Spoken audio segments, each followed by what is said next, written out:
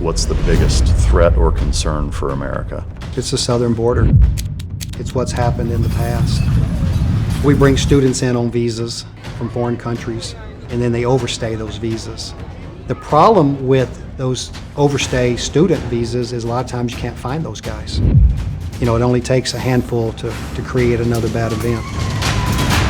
They overstay them for a couple reasons. One could be if someone's coming from Portugal to come over to study language and romance, and they have no criminal background whatsoever, I don't see the harm in letting that student come over. And then the others are there is I'm up to no good.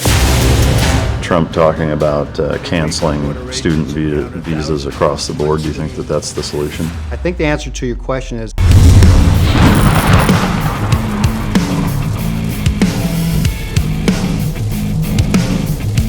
Team Dog, premium meals designed to keep your dog healthy, happy, and strong, to improve digestion, boost energy, and support a shiny coat. Non-GMO ingredients. No fillers, no gluten, no corn, no seed oils, and no soy. Just pure, high-quality ingredients to fuel your dog's best life. It was crafted by experts made for your dog, Navy SEAL K-9 trainer, and nutritionists. Team Dog Food, where no piece goes to waste. Ladies and gentlemen, as always, it's both an honor and a pleasure to welcome my next guest to the podcast. He was a captain in the Marine Corps and the Signals Intelligence Community. He then spent 20 years working as an FBI agent, Atlanta, investigating violent criminal organizations such as the Gambino crime family, as well as outlaw motorcycle gangs. Quite the disparity there.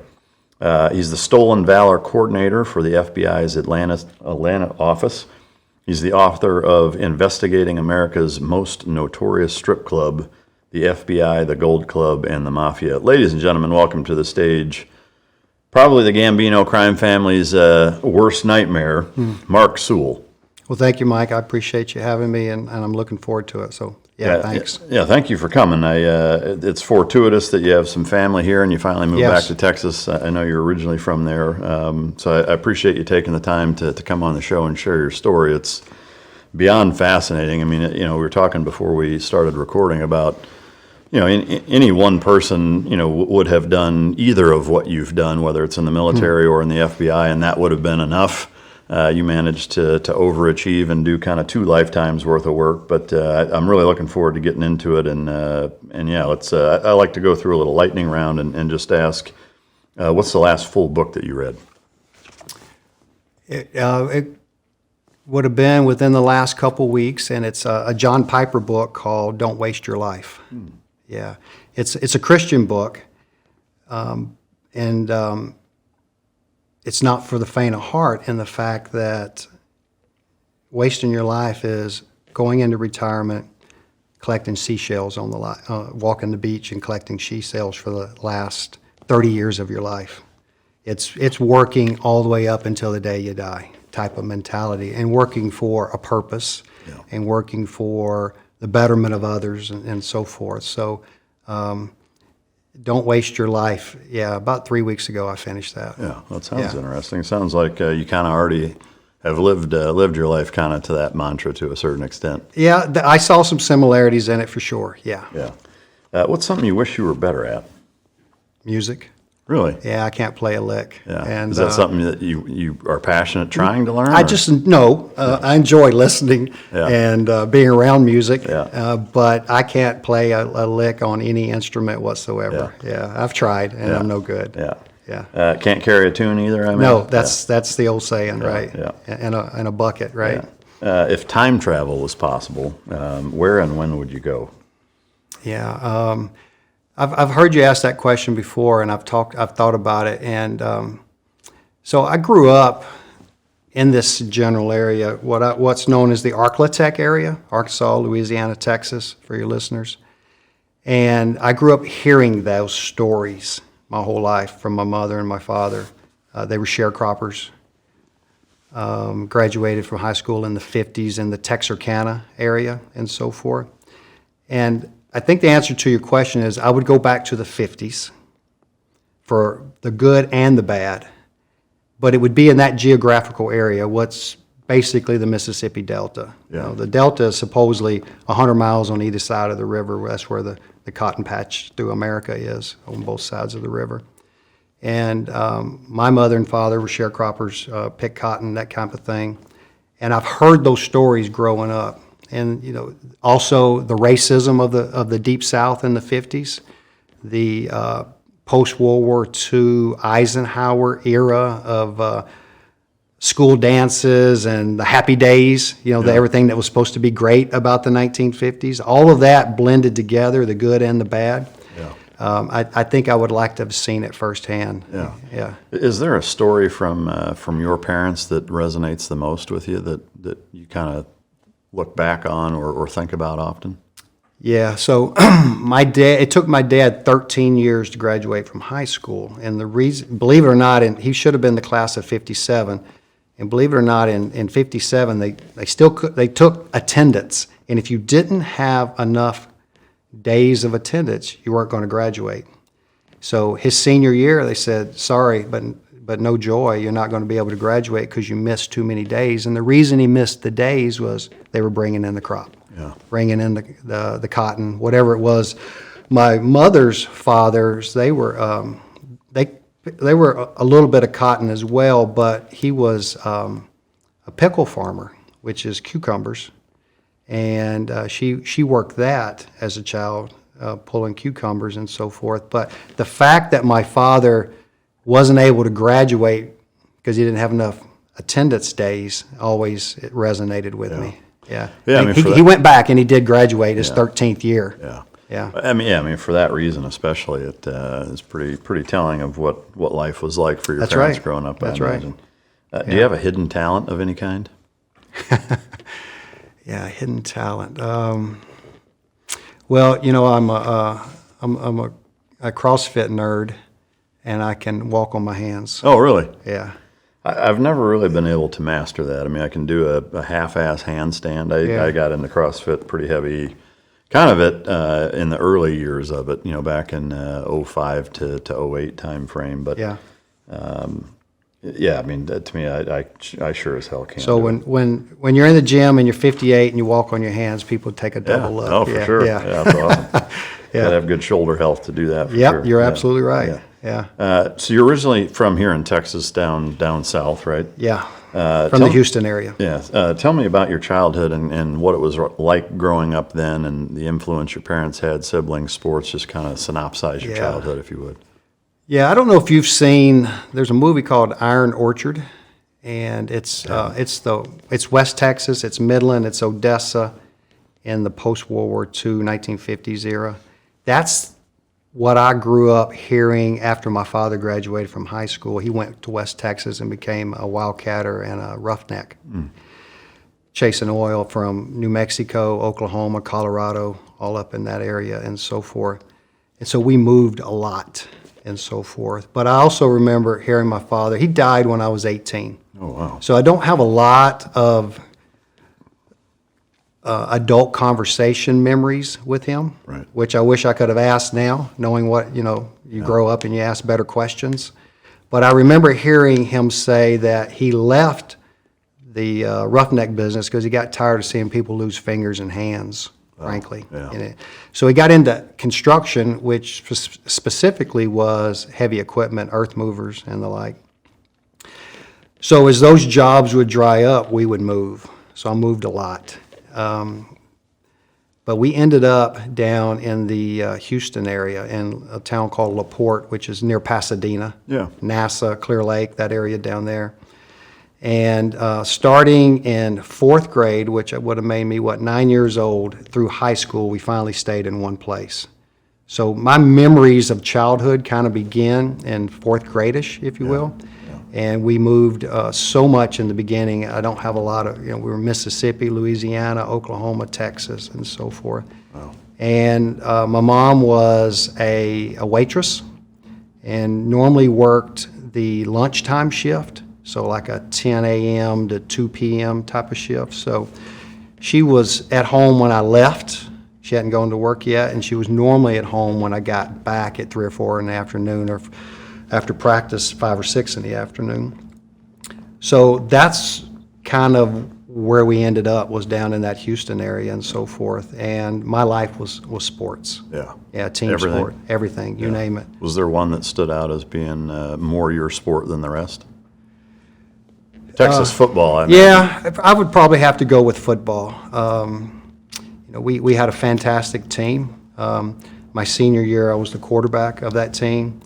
I was on that team on the defensive side my junior year, and we had a pro football player on the team. We had half a dozen D1 guys on the team. So we were a very talented team. In that era, there wasn't that many domed stadiums in America. Yeah. So if you were lucky enough to progress through the playoffs, you got to play in the Astrodome. Yeah. That was a big deal. Right. So both my junior and senior year, our football team made it to the Astrodome and played in certain levels of the playoffs and so forth. Yeah. Ultimately, we lost, never made it to a championship game. But if you ask which sport, I'd have to go with football. Yeah. Did you have any siblings growing up? I did. My brother, I have one brother. Yeah, interesting story. He was 6 years older than me, and I mentioned to you earlier we moved around a lot. When we were living in Jackson, Mississippi, I would have been 5 years old, and this is one of the rare memories I have as a child. I remember somebody, probably a police officer, coming to my front door and knocking, and I can remember my mother answering and getting the news that my brother had been run over by a car going 55 miles an hour on a bicycle. Jeez. Hit him broadside, put him in the hospital it was in a coma for 30 days, and a body cast for 3 months, that type of thing. Wow. As close to death as you can probably be Yeah. in 1972 and survive and so forth. I mean, the fact that he survived is Yeah, it wasn't impressive. amazing. But he was never the same afterwards. Looking back on it now, my wife is a psych nurse practitioner, and knowing what she knows, she would say that he was TBI before we knew what TBI was, right? He was never the same. Became an alcoholic and drank himself to death, frankly. Man. Yeah. That's too bad. He died at age 47. Wow. Yeah. That's So tragic. I tell you that to say that, yeah, I did have this brother, and we had a good relationship as best we can be, being 6 years apart. But he was crippled to a certain extent. His legs were banged up really bad. He never healed back properly, so sports was never an option for him. Yeah. And the violence and the alcoholism kind of took him in a wrong way. He ended up going to prison Wow. for multiple DUIs and so forth. Great guy, but just a life of problems. Right. Yeah. That's And it all goes back to that accident. So and the reason I tell you that, because you ask about a sibling, but that shaped the dynamic in a lot of ways of my family, right? Because if they weren't with me at football practice, they might have to been at the jail to bail him out. Wow. Or talking to the principal on why they were kicking him out of school because he got in a fight at lunch or something like that. So it was always an interesting time with my older brother. That's tragic. I guess aside from that, not that that's not a huge deal, were there any other instances or occurrences of your childhood that stand out as being particularly memorable that you think of often? Yeah, it was two things. It'd be the team sports during the school year. Football was king for sure, and then if you weren't playing football, we were playing soccer, we were running track, and it was like an evolution of what's next. And it was the same clique of guys, relatively mid-sized community, same athletes. So you had this core group of about 10 or 12 guys that you did everything with 365 days a year. Yeah. And that included going fishing on the days off. That included going out to the movies with your dates. That included in the weight room, when you're 16 years old. Yeah. And to this day, a lot of us are still pals. Oh, and that's we're in cool. group texts together and Yeah. that type of thing. So Yeah, it that's was a unique bonding period. Yeah. That we all stayed and became friends. That's amazing. a What good year did story. you graduate high school? 85. 85. Yeah. So was there a light switch or catalyst moment for you to really jumpstart your desire to want to join the Marine Corps? Yeah, there was. You see, I didn't join until 87, so I was out 2 years out of high school. I married young, and I'm still married almost 40 years Wow. later. Yeah.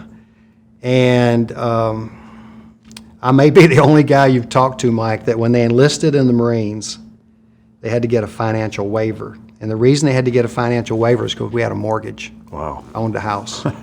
Yeah, my wife is 3 years older than me, and so she was an RN at that time when I met her senior year in college. So she graduates, become an RN. I had a good family friend that got me a job out of high school at a local plastics plant, popular down in the Pasadena area, right? Oil. So I'm making a 19-year-old making a really good refinery salary, frankly. My wife is an RN at the hospital, and at 19, I have a house and a mortgage. And somewhere along that line, looking back on it now, hindsight's always better, right?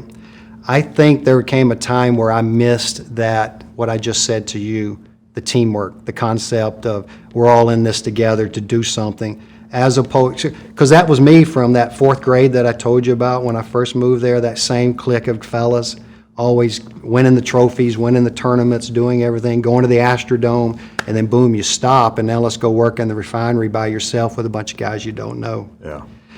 And I think I was probably seeking that teamwork camaraderie, and for some reason, it was the Marines. But the interesting thing about it is I have very little historical service in my family because of a variety of different reasons. My father only had one eye. Oh, wow. Okay, growing up in the cotton patch, he lost an eye. So he was not able to serve and so forth. My brother was crippled. He wasn't able to serve and so forth. So I didn't have that as an influence necessarily. So I didn't know a lot about it. But for some reason, I said, if I'm going to do it, I'm going to go Marine. Maybe it was a poster somewhere or something, right? And the recruiter there in Deer Park, Texas, sold me something that I bought. And what that was, in part, was this, Mike. I decided I want to go now. I want to enlist now, but I want to be back for Christmas. Because now I had a child, I had a newborn. Oh, wow. Yeah, who grew up and married a Marine, by the way. I'm wearing his shirt today, as a matter of fact. So the recruiter says, okay, the only way I can get you to boot camp at San Diego and get you back by Christmas is you have to go open contract. All right? Yeah. Now, remember, I know nobody in the service. Yeah. And I said, okay, what does that mean? And he tells me, look, ultimately the Marine Corps is going to decide what you get to do, but you scored high on your ASVABs, it'll probably be a good job. Don't sweat it. If you want to go infantry, whatever, you'll get a good job. I go to boot camp, and I get, true story, postal clerk. I start out as a postal clerk. Yeah. Yeah. So that's why I say it was going to be a unique ride. So 2 years after high school, I enlist. And I go to boot camp, and my enlisted MOS is postal. Yeah. How long did you do that before you switched over to signal intelligence? Yeah. So there's a program in both the Marines and the Navy called the Enlisted Commissioning Program. So I had already accumulated a couple years of college. So as soon as I became an E4 in the Marines, which is an NCO in the Marine Corps, as you know, I was eligible to apply for this program where you send you back to college and get your degree. So I had just met all the minimum requirements. I'm an NCO. I went and stood aboard and got a meritorious promotion so I could meet this deadline of being an NCO. I had a couple years of college, and I had all the other things, the requirements, and I got accepted for that, sent me back to school. I chose to go to the Citadel. And a lot of my peers at the Citadel are in that same program. There were some Navy fellows in that program with me as well. Generally in the Navy, they're a little bit more senior. They were E6s, E7s, and we were generally E4s and E5s in the program. But there were a lot of signals intelligence guys, because most of those guys are linguists, Morse code, smart guys, right? And they came back, they were in this program with me, and they're always talking about how great the SIGINT program is in the Marine Corps. So I decided that's what I want to do. Yeah. So when I commission, I'm able to get that MOS. Yeah. And how was that school and training and path to where it was actually operationally applied? Yeah. It's the first school was to become a communicator, just your traditional radio, carried on your back, RTO type of stuff. Learn how signals work, be able to understand the fundamentals of that. And we actually went through the basic communicator school that the Marine Corps has. And then once you graduate from that, the RTOs go to the field, and then we continued on. Now we learn how to defeat that, so to say. And there's a joint Navy Marine Corps school, the crypto school. At that time, it was held up in D.C. I think now it's in Virginia Beach in the Dam Neck area. And you learn the nuances of how to defeat that and so forth. And you get that. That's another 6 months ish. So that pipeline for the SIGINT was more than 12 months, as I recall. It's a long pipeline for schooling before you finally get to the fleet and so forth. Relatively speaking, it's 12 months. Yeah. So you get your commission, you go through the pipeline of training, and then you find yourself at your first duty station. So this is late 90s, right?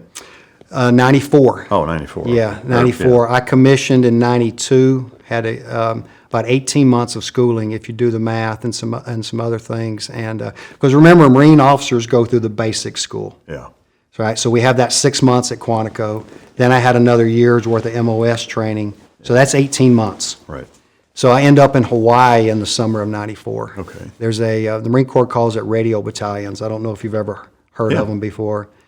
The old story on that is that NSA will not allow you to call it a SIGINT battalion because in some weird way that classifies it or something, who knows. Yeah. So they call them radio battalions, just give them a general name and so forth. Yeah.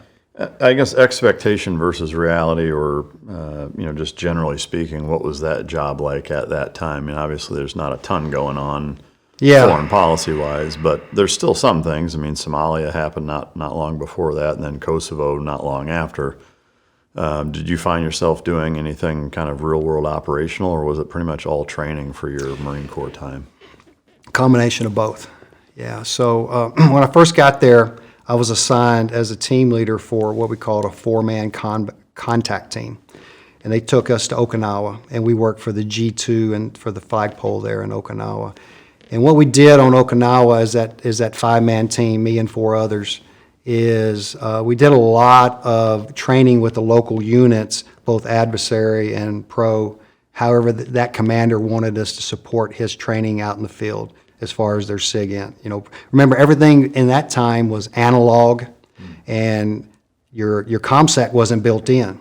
So most of your communications were over the air, and you just tried to talk code words and see if you could get around, that way. And we did a lot of that training on the island to train those guys that, look, if anybody like Korea is listening, they know what you're doing. You're not very good at your talking around the issue type of thing. Yeah. Which now it's not an issue because ComSec's built in and everything's digital and so forth. So much has changed. So I did that for 6 months on Okinawa, and out there was a lot of North Korean saber rattling at that time. With the old man, now it's the kid, right? Yeah. And so forth. So North Korea was always the enemy then, and for those guys in the Pacific. Then I come back to Hawaii, and there's a radio reconnaissance platoon. And our responsibility is to provide 6-man teams to the MEUs that are going out and deploying. And as the lieutenant in charge of that platoon, you don't deploy with the fellas. You basically run the cadre to train them. And as a reconnaissance platoon, they're going to have the small boat, static line, and certain skill set and so forth to do that as well. And a lot of people weren't familiar with that. It was brand new. Radio reconnaissance didn't stand up till the late 80s. So by the time I get there, it's only 7-8 years. Yeah. Everybody's first generation for the most part. The equipment is still brand new to make it man-packable, to be able to jump with it, swim with it, and do all those kind of things. So it's kind of a neat time to get into that community. But I ran the cadre and ran the training, and we pumped out 6-man floats around the world and so forth. You talked about real world. Our sister unit over at Camp Lejeune found Pablo Escobar. Oh, wow. Yeah. And, if you read that book, that SIGINT platoon is coming from, radio battalion, and that's so cool. forth. So there were some small wins like that, to keep the guys motivated and so forth. But you know how it's just 6 months out at sea, and those guys doing whatever needed to be done, and then come back and retrain and get the next unit going and so forth. Yeah. And so as you progressed through your military service, at what point did you decide, okay, this isn't for me, and I think the FBI is the path? Was it a direct get out and join, or was there a slow roll, or how did that work? Yeah, good question. So I left that platoon after 18 months, and I was selected to be an aide for a 2-star over on the other side of the island. And that's a position that can really leapfrog you into the next good thing if you do it right. And I worked for a great general. He was an aviator, a DFC award winner out of Vietnam, fantastic guy. So being an aide for an aviator is a lot different than being an aide for a grunt. Yeah. Right? Just the whole atmosphere in the office is different. Yeah. I shared an office with a guy that was aide for the 1-star, and he was a grunt, and his life was miserable. The guy was always upset and angry, his boss and so forth. Meanwhile, the aviators, hey, life's good, you know, and so forth. But I had to make a decision. I knew I was going to I could get a good set of orders out of this and go where I wanted to go and so forth. But now I had 2 children, and I had 9 years in the Marines, and like you said earlier, none of the big wars had kicked off yet, and you just kind of look ahead and see, what's going on. I thought I could have, in a lot of ways, I could have more stability and I could have more fun joining the Bureau. Yeah. And that was something that, as a political science guy, as a criminal justice guy, that I'd always been fond of the Bureau. They paid the most, frankly. By this time, I'm an 03E with 8 years in, so I'm making a fair salary. If you join the other agencies, you get to bring your time with you, but you're going to take a pretty good pay cut. And that's the old joke is, what does all the federal agencies and law enforcement have in common is the fact that they all applied to be FBI agents at one time. And that's not a cut on anybody, but the point is they pay the most. Yeah. So people are going to go where the money is, frankly, and but not everybody can get hired. So I said, if I'm going to do it, I'm going Bureau, and I was able to get hired. There was a girl that was working in the Honolulu office for the FBI. She was the recruiter. She came over to our base at Kaneohe and gave the recruiting spiel. And 8 lieutenants out of my battalion in a 1-year period were hired by the FBI. Yeah, because we all had the clearances. We had the TS, SCI, and all that ninja stuff. So that told the Bureau that we were hireable, we were going to pass the background and so forth. So she just kind of targeted my unit. And I take that back, Mike. 7 lieutenants and 1 enlisted guy. Oh, wow. All came into the Bureau. We all stayed in touch. And one of them's still working today. The rest of us have retired. That's amazing. Yeah, good story. Yeah. Yeah. So it sounds like you went straight in and no big hiccups in terms of the in-processing? No, it was actually, it worked out really well. Kind of interesting, when you do the background investigation, there's still going to be a background in the FBI, even though they know you're going to pass, because you've done basically the same background to get you TS, SCI in the Marine Corps. Yeah. They come and interview your current working supervisor. Well, my current working supervisor is a 2-star. Yeah. All right? So until the last time I spoke with him, he was always busting my chops about that I can't believe you're leaving the Marine Corps for the FBI and so forth. But I had no problems getting in, that type of thing. I had a 2-star vouch for me, so it worked out. Yeah. And what was the first office that you worked in? Was it Atlanta? If there's one thing that I've learned, it's that leadership starts with being present for your family, your team, your mission. But not long ago, I hit a wall. I was tossing, turning, staring at the ceiling at 2 a.m.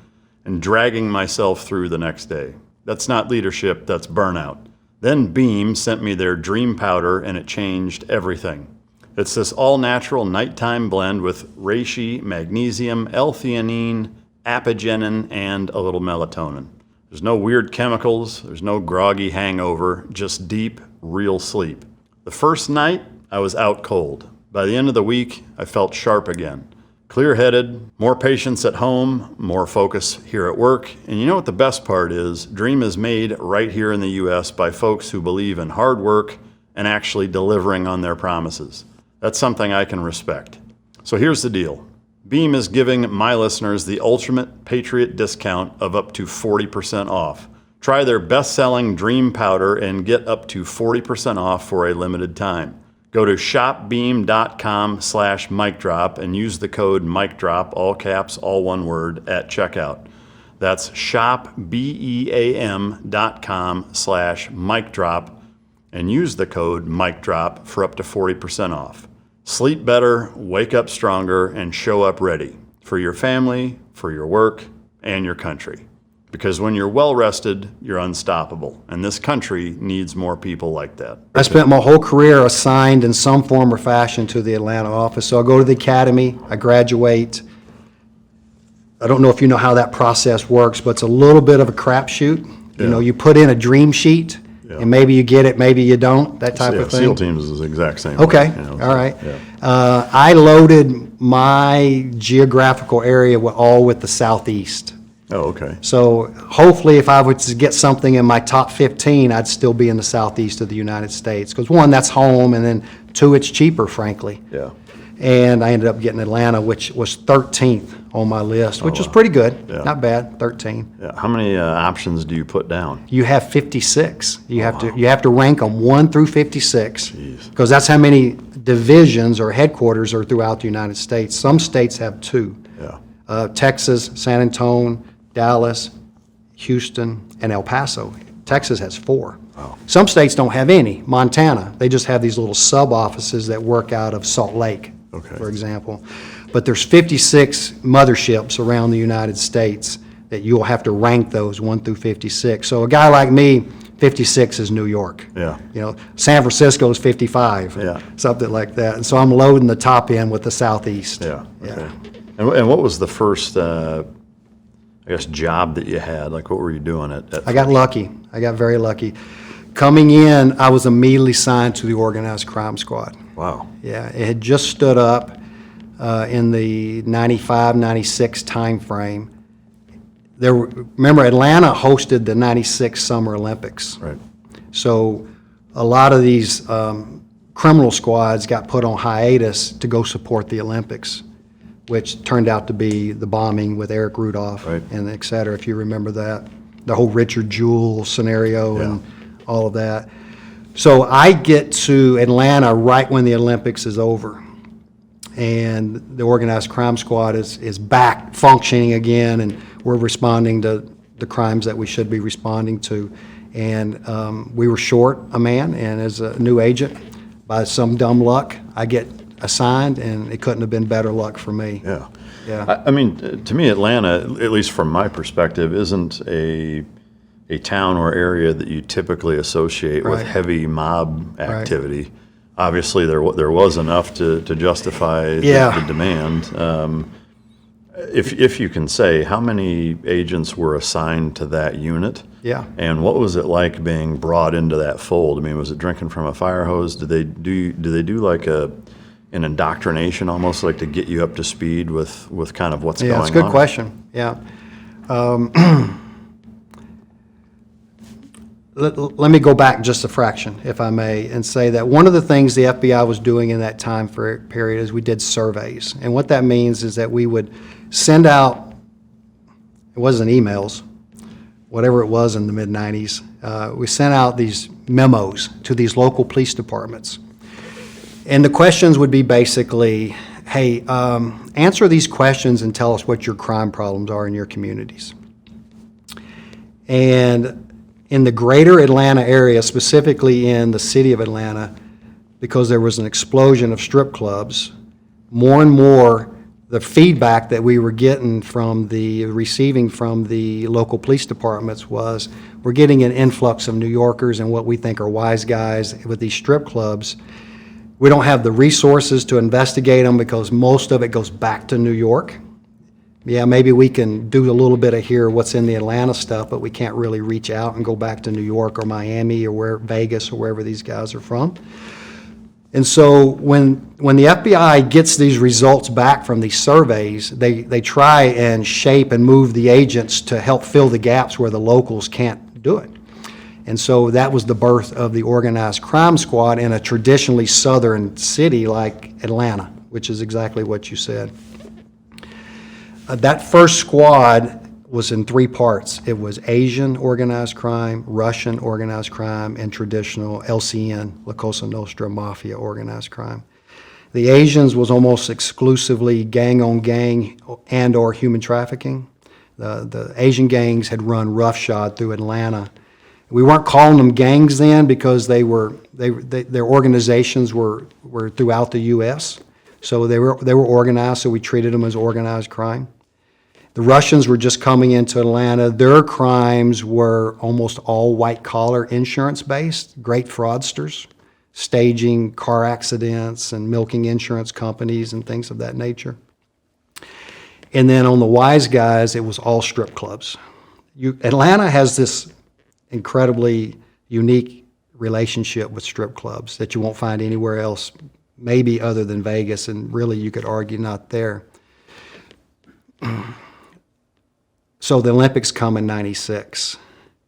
What do a bunch of male sports-oriented guys want to do when they're not watching the basketball, the dream team play basketball in '96? Well, it's not bowling. It's not bowling. They're going to strip clubs. So you started to see, leading up to the '96 Olympics, everybody with money came in and tried to open an adult business in the city of Atlanta.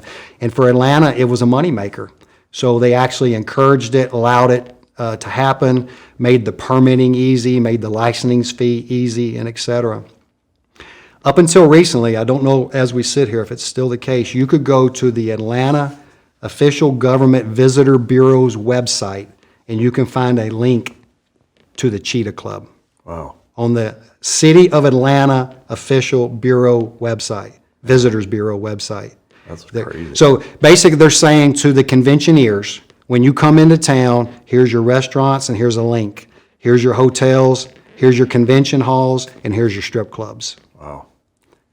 That's crazy. Right? I mean, is that what you mean by a unique relationship? Yeah, in the Atlanta? the government encourages those Yeah. businesses to come in, which is fine. They come in, they do their thing, but you can't be naive to the fact that it's going to bring crime with it. Right. It always does, it always has, and so forth. Was it all the standard strip club, organized crime type of stuff, drugs, prostitution, or were there any other? For the majority, it was. Georgia has something that's very unique, even though Georgia's in the Bible Belt, if you will. Georgia, Atlanta specifically, has full nudity and full alcohol. And there's only a handful of cities around America, Miami, Dallas, Texas, Houston. Texas does that. There's only a handful. Vegas doesn't even do that. Vegas doesn't have full nudity. Yeah, I think there's one. I'm not speaking from personal experience. You've been told. Yeah, I do think that there's one or two that like have been grandfathered in because they've been around for decades. Okay. That do. I could be wrong, but. Well, I knew that Houston at one time, because I chased some leads back to Houston, and Houston had full nudity, full alcohol as well. Do you know, I mean, you can kind of obviously look at that and say, I understand why that's not allowed in most places, but is there any other element to why that's so rare? Because the two together just creates this recipe for disaster. Yeah. Yeah, it really does. So that squad that I was on, we had 12 agents. I think we had 4 working Russians, 4 working Asians, and 4 working LCN. And we jumped on this one case that we found about that had a strong Gambino connection back to Atlanta. My training agent, a guy named John Simmons, who had been around from the beginning of organized crime in the Bureau, because when J. Edgar Hoover was the boss up until '72 when he died, he kind of denied the existence of organized crime to a certain extent and wouldn't let the Bureau really have a standing organized crime squad. You had to work them from different angles. Do you think that it was because he had an involvement in that, or why do you suppose there's such pushback? I think it was all ego. If we admitted that there was an organized crime problem, that we admitted there was a problem, which admitted we weren't maybe as great as we thought we were, that we were letting a problem exist. Yeah. if you deny drugs, maybe it's because you just don't want to admit that you failed. Our borders are letting drugs in. It was denial. Is all it was. It was just denial for ego. And the minute Hoover dies, the Bureau says we're working organized crime. The new leadership says we got a problem. We need to work organized crime. Well, John had been on one of those very first squads in New York. Had worked Donnie Brasco. Went to Miami. Worked the wise guys in Miami. So now he's in Atlanta, and he gets assigned as my training agent. You asked earlier about a learning process. My learning process was through John Simmons. And then later, John Iacovelli comes on. Iacovelli had just came from New York working John Gotti Sr., case, which was a huge mafia case in its era, front page, New York Post every day, that kind of thing. So I'm learning from these two guys what true organized crime looked like. We had a guy in Atlanta that was running America's most profitable strip club, making $9 million a year and kicking most of it back to New York. And so that was the case we decided that we were going to follow. You ask about the violations and the crimes and et cetera. Yes, you're right. All of those clubs that in Atlanta that had connections to either Vegas or Miami or New York, sure, they're doing the drugs, the sex, drugs, and rock and roll. But the money is going to be in the credit cards and the skim. That's where the money is. Yeah. So your goal should be, as a bad guy, make as much money as you can, skim as much as you can from the top, and then kick it back to the wise guys and make yourself a hero. And that's what our guy was doing. Our guy was an associate in the highest levels of the crews that were eventually run by the bosses. I mean, he was a number one guy. By skim, I assume you mean laundering, not so much like credit card fraud of it the was customers. Credit card fraud, not the laundering. There's a couple different types of laundering, money laundering. An IRS guy once told me there's baby money laundering and there's sophisticated money laundering. If you come into the strip club and you pay $1,000 to get laid, quite frankly, you go up into a VIP room. That $1,000 then gets commingled back into the regular receipts of the club that were alcohol and food and admissions. So you've taken that dirty money and you put it in as clean money, more or less. That's money laundering to us, but that's baby money laundering. Everybody does that in that business to a certain extent. The sophisticated money laundering would be your structuring, where I'm going to go create accounts and try and move, the coconuts around and hide this money so that nobody knows about it, maybe offshore accounts, things like that. Everything that we were doing, that we were seeing in Atlanta was the baby money laundering, but the skim is, at that time, credit cards still were not king. Cash was king. So if you can get as much cash to come into the club, then you don't have to report it because who knows how much you really made. Yeah. Right? Yeah. Our number one bad guy made $9 million a year, and that was the money that he reported. Wow. Okay? And half of that was cash. So if I can cut half of that off in cash, put it in a suitcase, put it on Delta Airlines, and ship it up to New York, which is what our guy was doing, then that's a win for the Gambinos because that $2 million, nobody knows where it came from. Right. And there's no paper trail to it. Is there an element of kind of human trafficking in terms of getting strippers, hookers, et cetera? Like, how are they finding these women, or was it easy the same way any strip club would, where it's an opportunity for people that's all they can do and whatever? Do you know, was there anything above and beyond the normal tactic for recruiting? There wasn't, not in the traditional predominantly white strip clubs, nor in the predominantly black strip clubs neither. Where we were seeing human trafficking was in the Asian community that I told you about. In that way? No, it wasn't in the strip clubs. It was straight out brothels. Oh, okay. And a lot of it was in indentured servitude. If you want, I'll tell you one case that came to mind that really fits that. That has a nice little ending to it. A couple guys on the squad had developed enough probable cause to do a search warrant on a house that looked like just a normal house at the end of a cul-de-sac that had bars on the windows, the only house in the neighborhood that had bars on the window, and had a lot of male traffic in and out of the front door, right? So by sending some informants in, he had developed that they're hooking inside, and these girls are not allowed to leave. They're all illegals, or they're not allowed to leave at a minimum, and so forth. So I'm on the SWAT team at this point, so we execute a search warrant. We get permission to do a 2 a.m. hit. We pull that cage off of that front door, and we bang that front door. Sitting inside of the front door is 2 gangbangers. Their job was, like in the old movies, when someone knocked on the door, they open it up, see who you are, close it, and let you in. They were controlling the front door. And when there was nobody knocking, they were sitting on the inside of the house, and they would watch movies. And this was VHS era. So we pull this cage off of this front door. We bang it, we breach it. We have these guys down on the floor. They're handcuffed. They're the only 2 guys there that have weapons. Everybody else in the house is female. Guess what they're watching on the television when we cuff them up? Donnie Brasco. Absolute true story. It had just came out on VHS, and they're watching the FBI, and little did they know, 2 hours later, the FBI was going to come pay them a visit. Trip, yeah. But those girls were absolutely, we became their heroes. You know, the case agents, the lady agent that was working that case, Barbara Brown, she became their hero. She saved those people. They were living on mattresses. They were moved from building to building every 3 months or whatever it might be, and so forth. Your classic human trafficking. And that was Asian gang. And that was in the Asian community and so forth. Those girls would come over maybe on a visa to work at a restaurant or to be a hostess.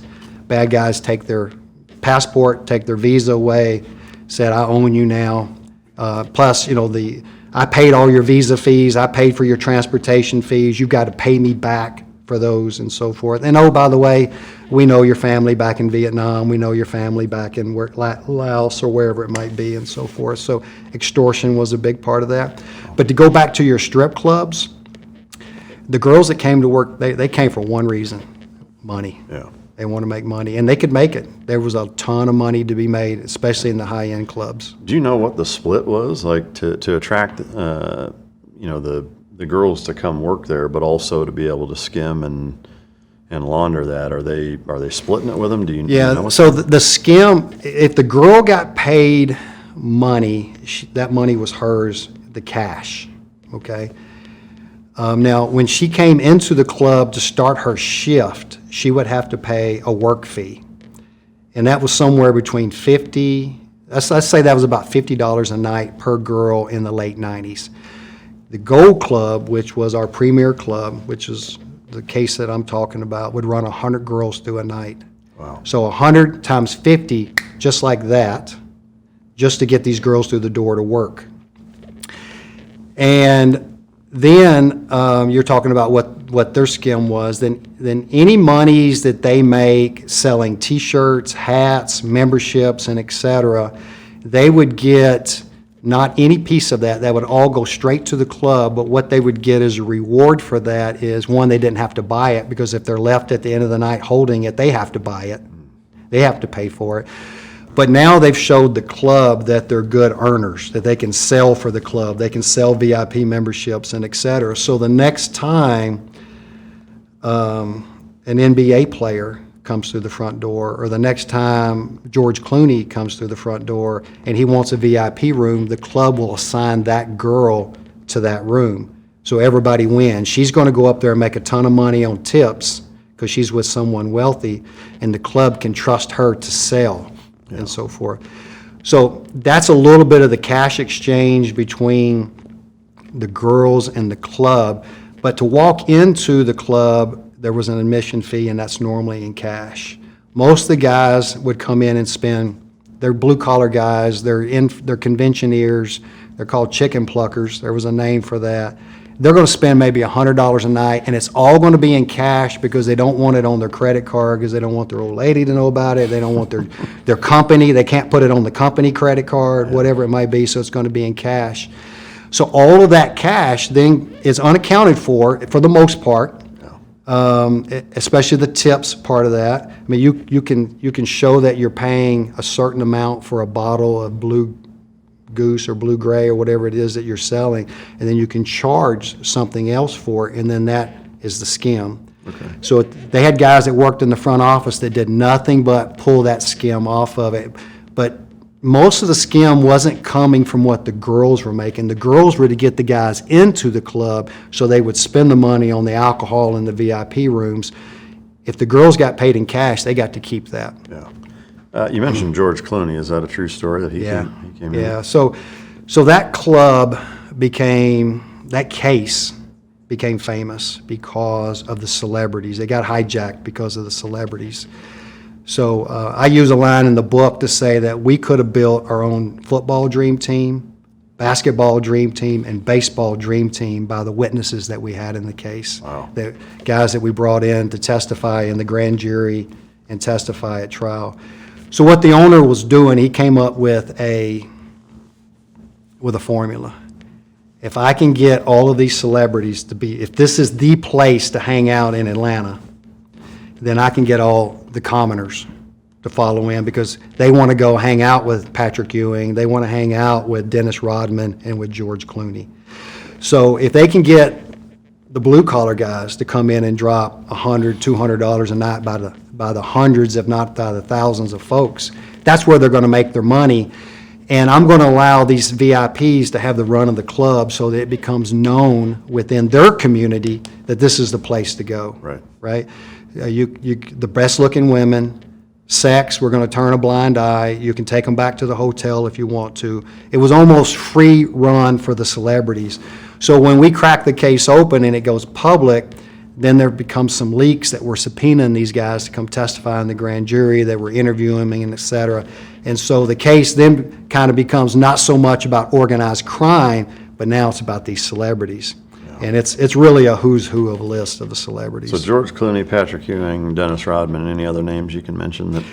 Well, Andrew Jones testified at trial, 10-time Gold Club winner. Great guy. I got to meet him and interview him a bunch of times. And you hate to see him kind of get his name drugged through that because he was an Atlanta icon, if you will, center fielder for all those great Atlanta teams and so forth.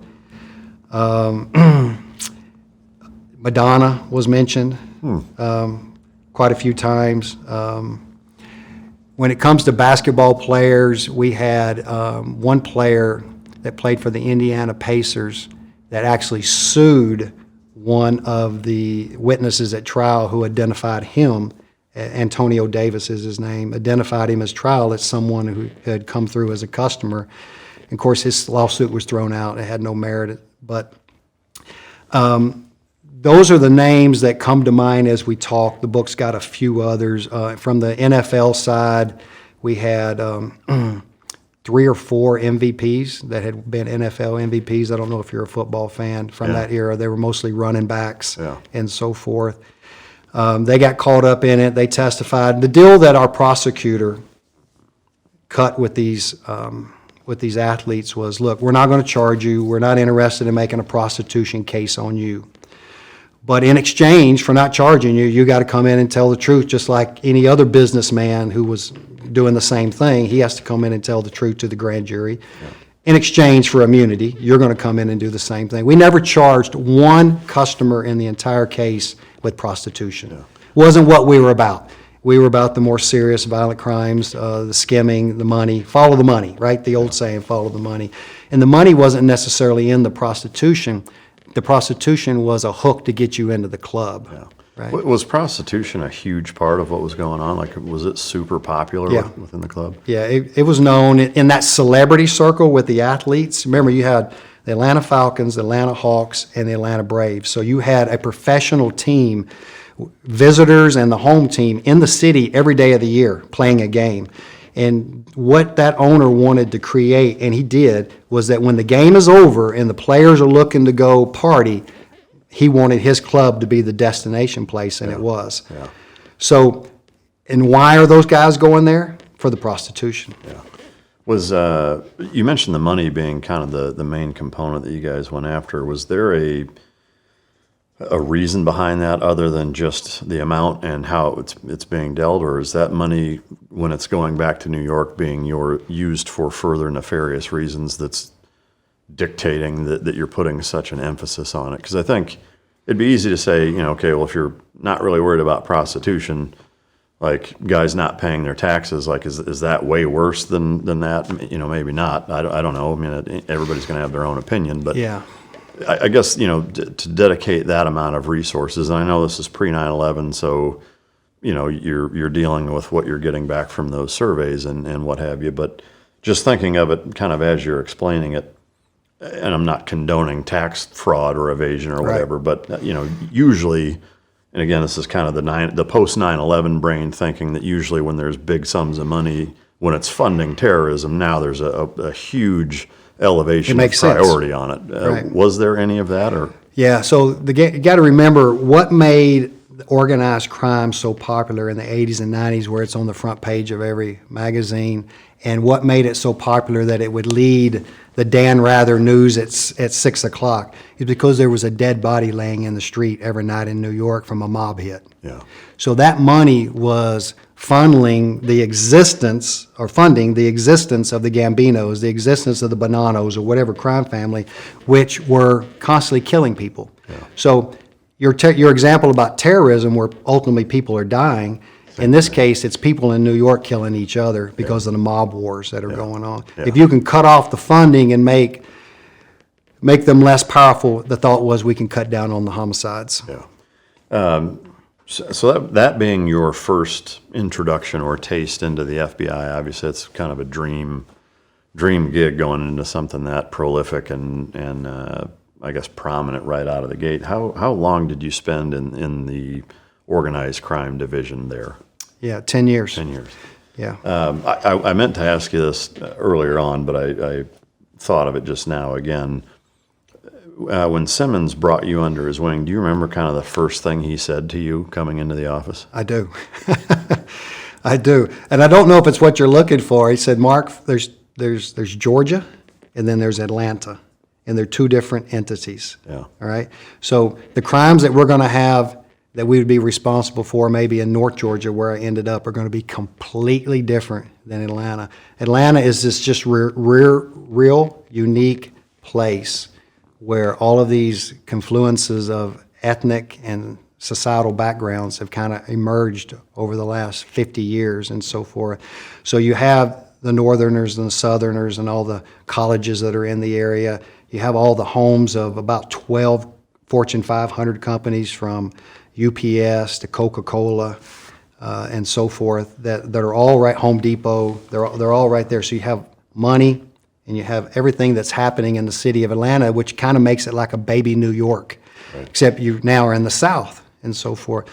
So his comment was to say that Atlanta, what we see here in Atlanta, is going to be completely different than the bank robbery that happens 20 miles up the road when we're now out in the country. So it helped shape that this is going to be a multi-city, multi-division type of investigation, not just a unique Atlanta thing.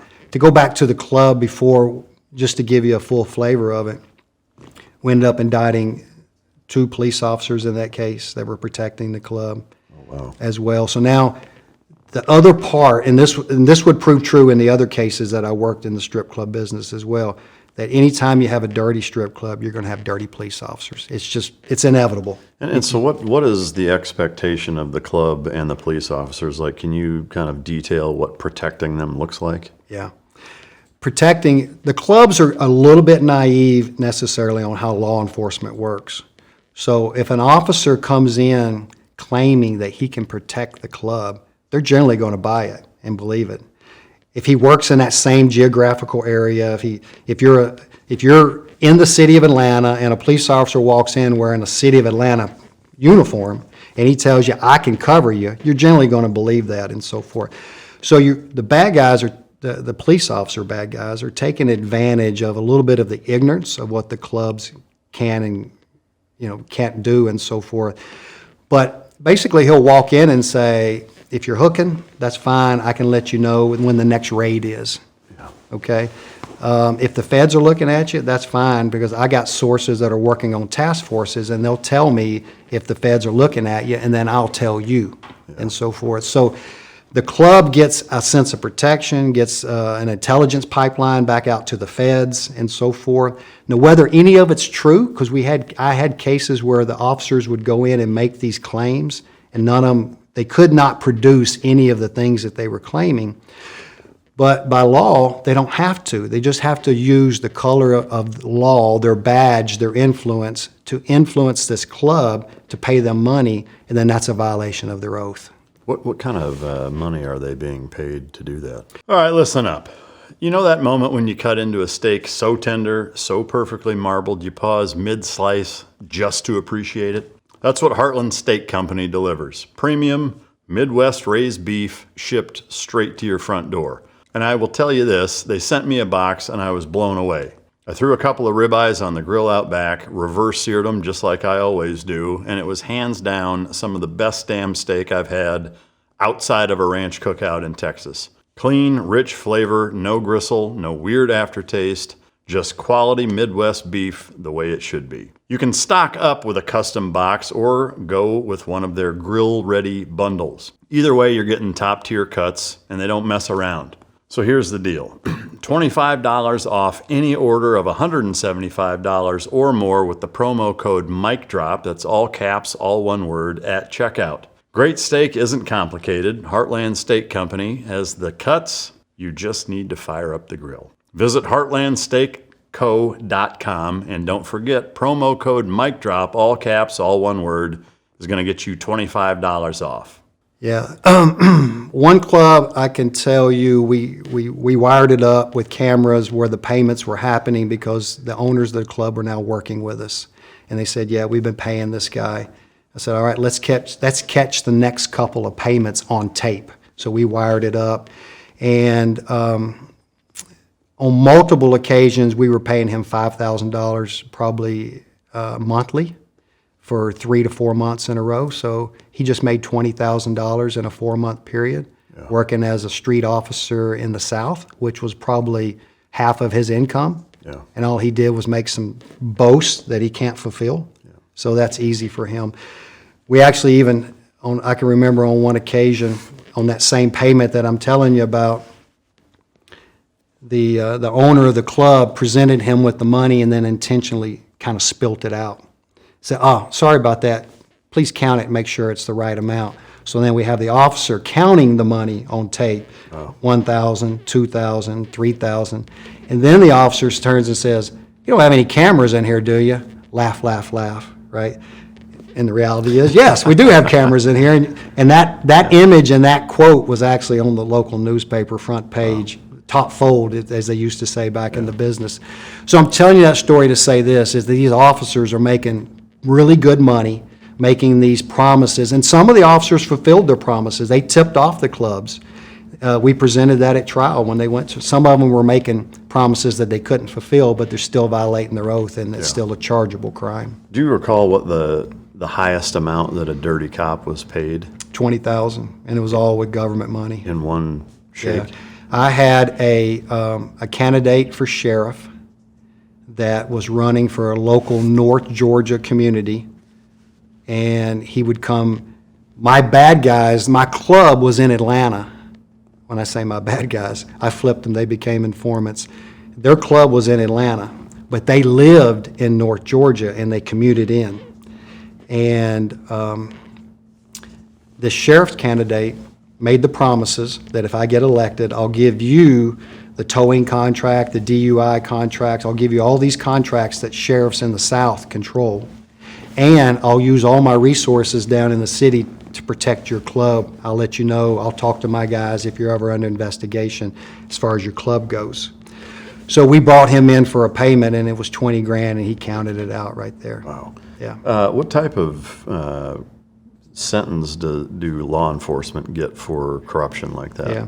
It's going to depend upon the dollar value, and do they plead guilty and take responsibility, or do they go to trial? The two last examples that I just gave you, both of those guys pled guilty. You got me. You know, how can I help myself? And their mandatory minimum is 5 years, federal prison. They'll get a little bit of good time-ish, first offenders, that type of thing, so they'll do 4 and change. Yeah. And are they, do you know, are they protected at all in there, or are they general population? They're going to go to, their general population, but they're going to, so there's 3 levels in the federal system. There's the camps, there's medium, and there's high. and they're going to probably go to a camp, and if they're not at a camp, they're going to be at medium. So they're not going to be imprisoned with, they're going to be in prison with other police officers, other public corruption figures, and nonviolent offenders. Okay. Yeah, So it is, in essence, a certain level of protection. that's right, In a by way. default. Yeah. Yeah.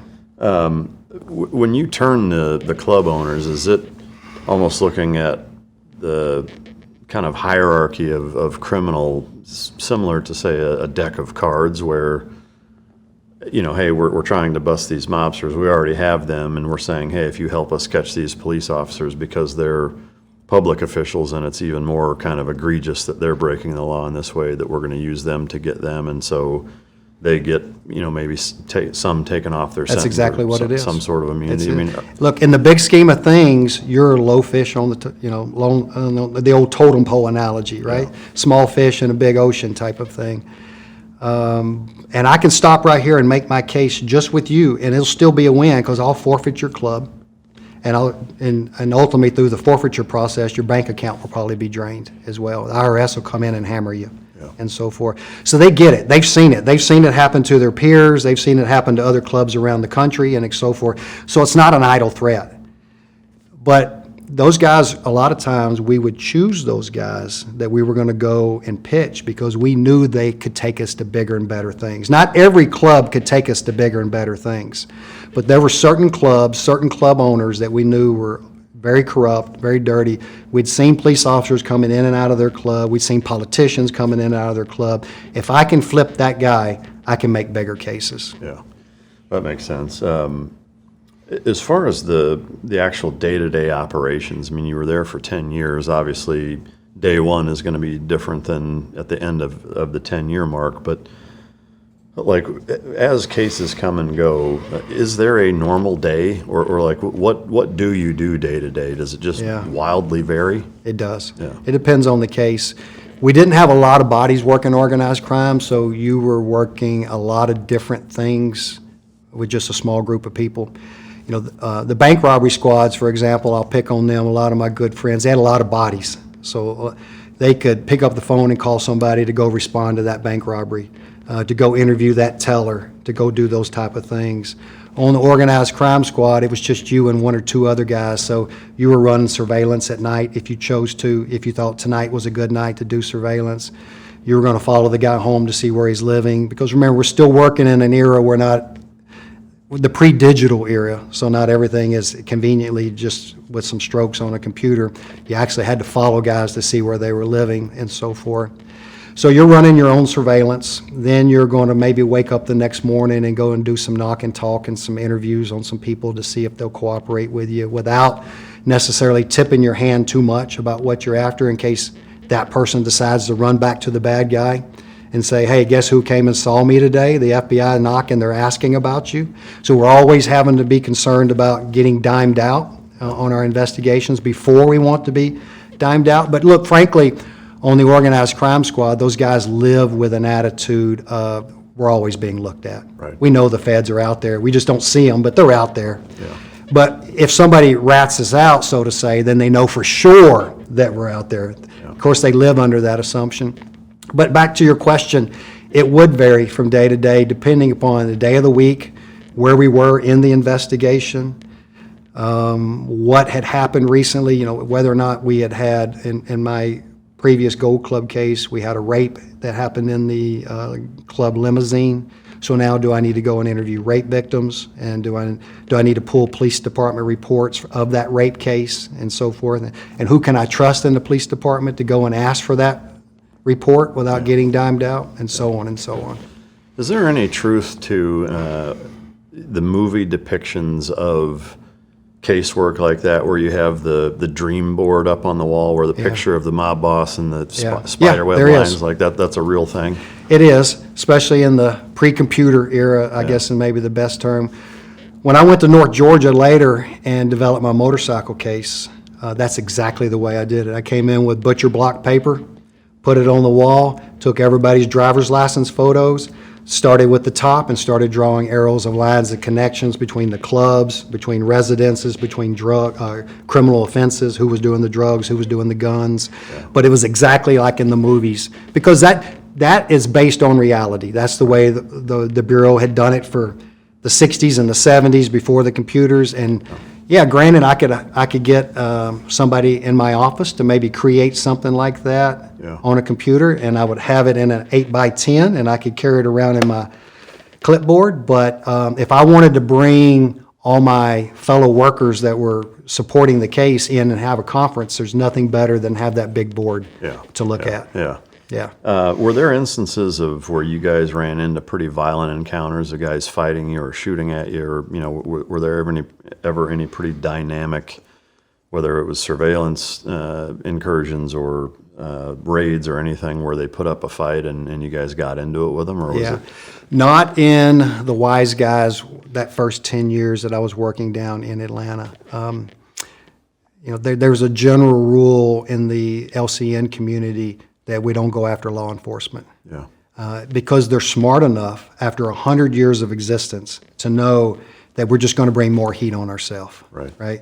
And if our goal is in some weird way to stay below the radar, and that's where someone like John Gotti went wrong, is because he didn't try and stay below the radar. He was very flamboyant. He took his crimes out to the public and became the Dapper Don. But most of those guys want to stay below the radar. So why antagonize law enforcement? Why fight with them? Why do any of that kind of stuff? So when I started to encounter what you're describing is when I went into North Georgia and started working gangs and drugs, motorcycle gangs. And that was the second 10-year block. That's right. Okay.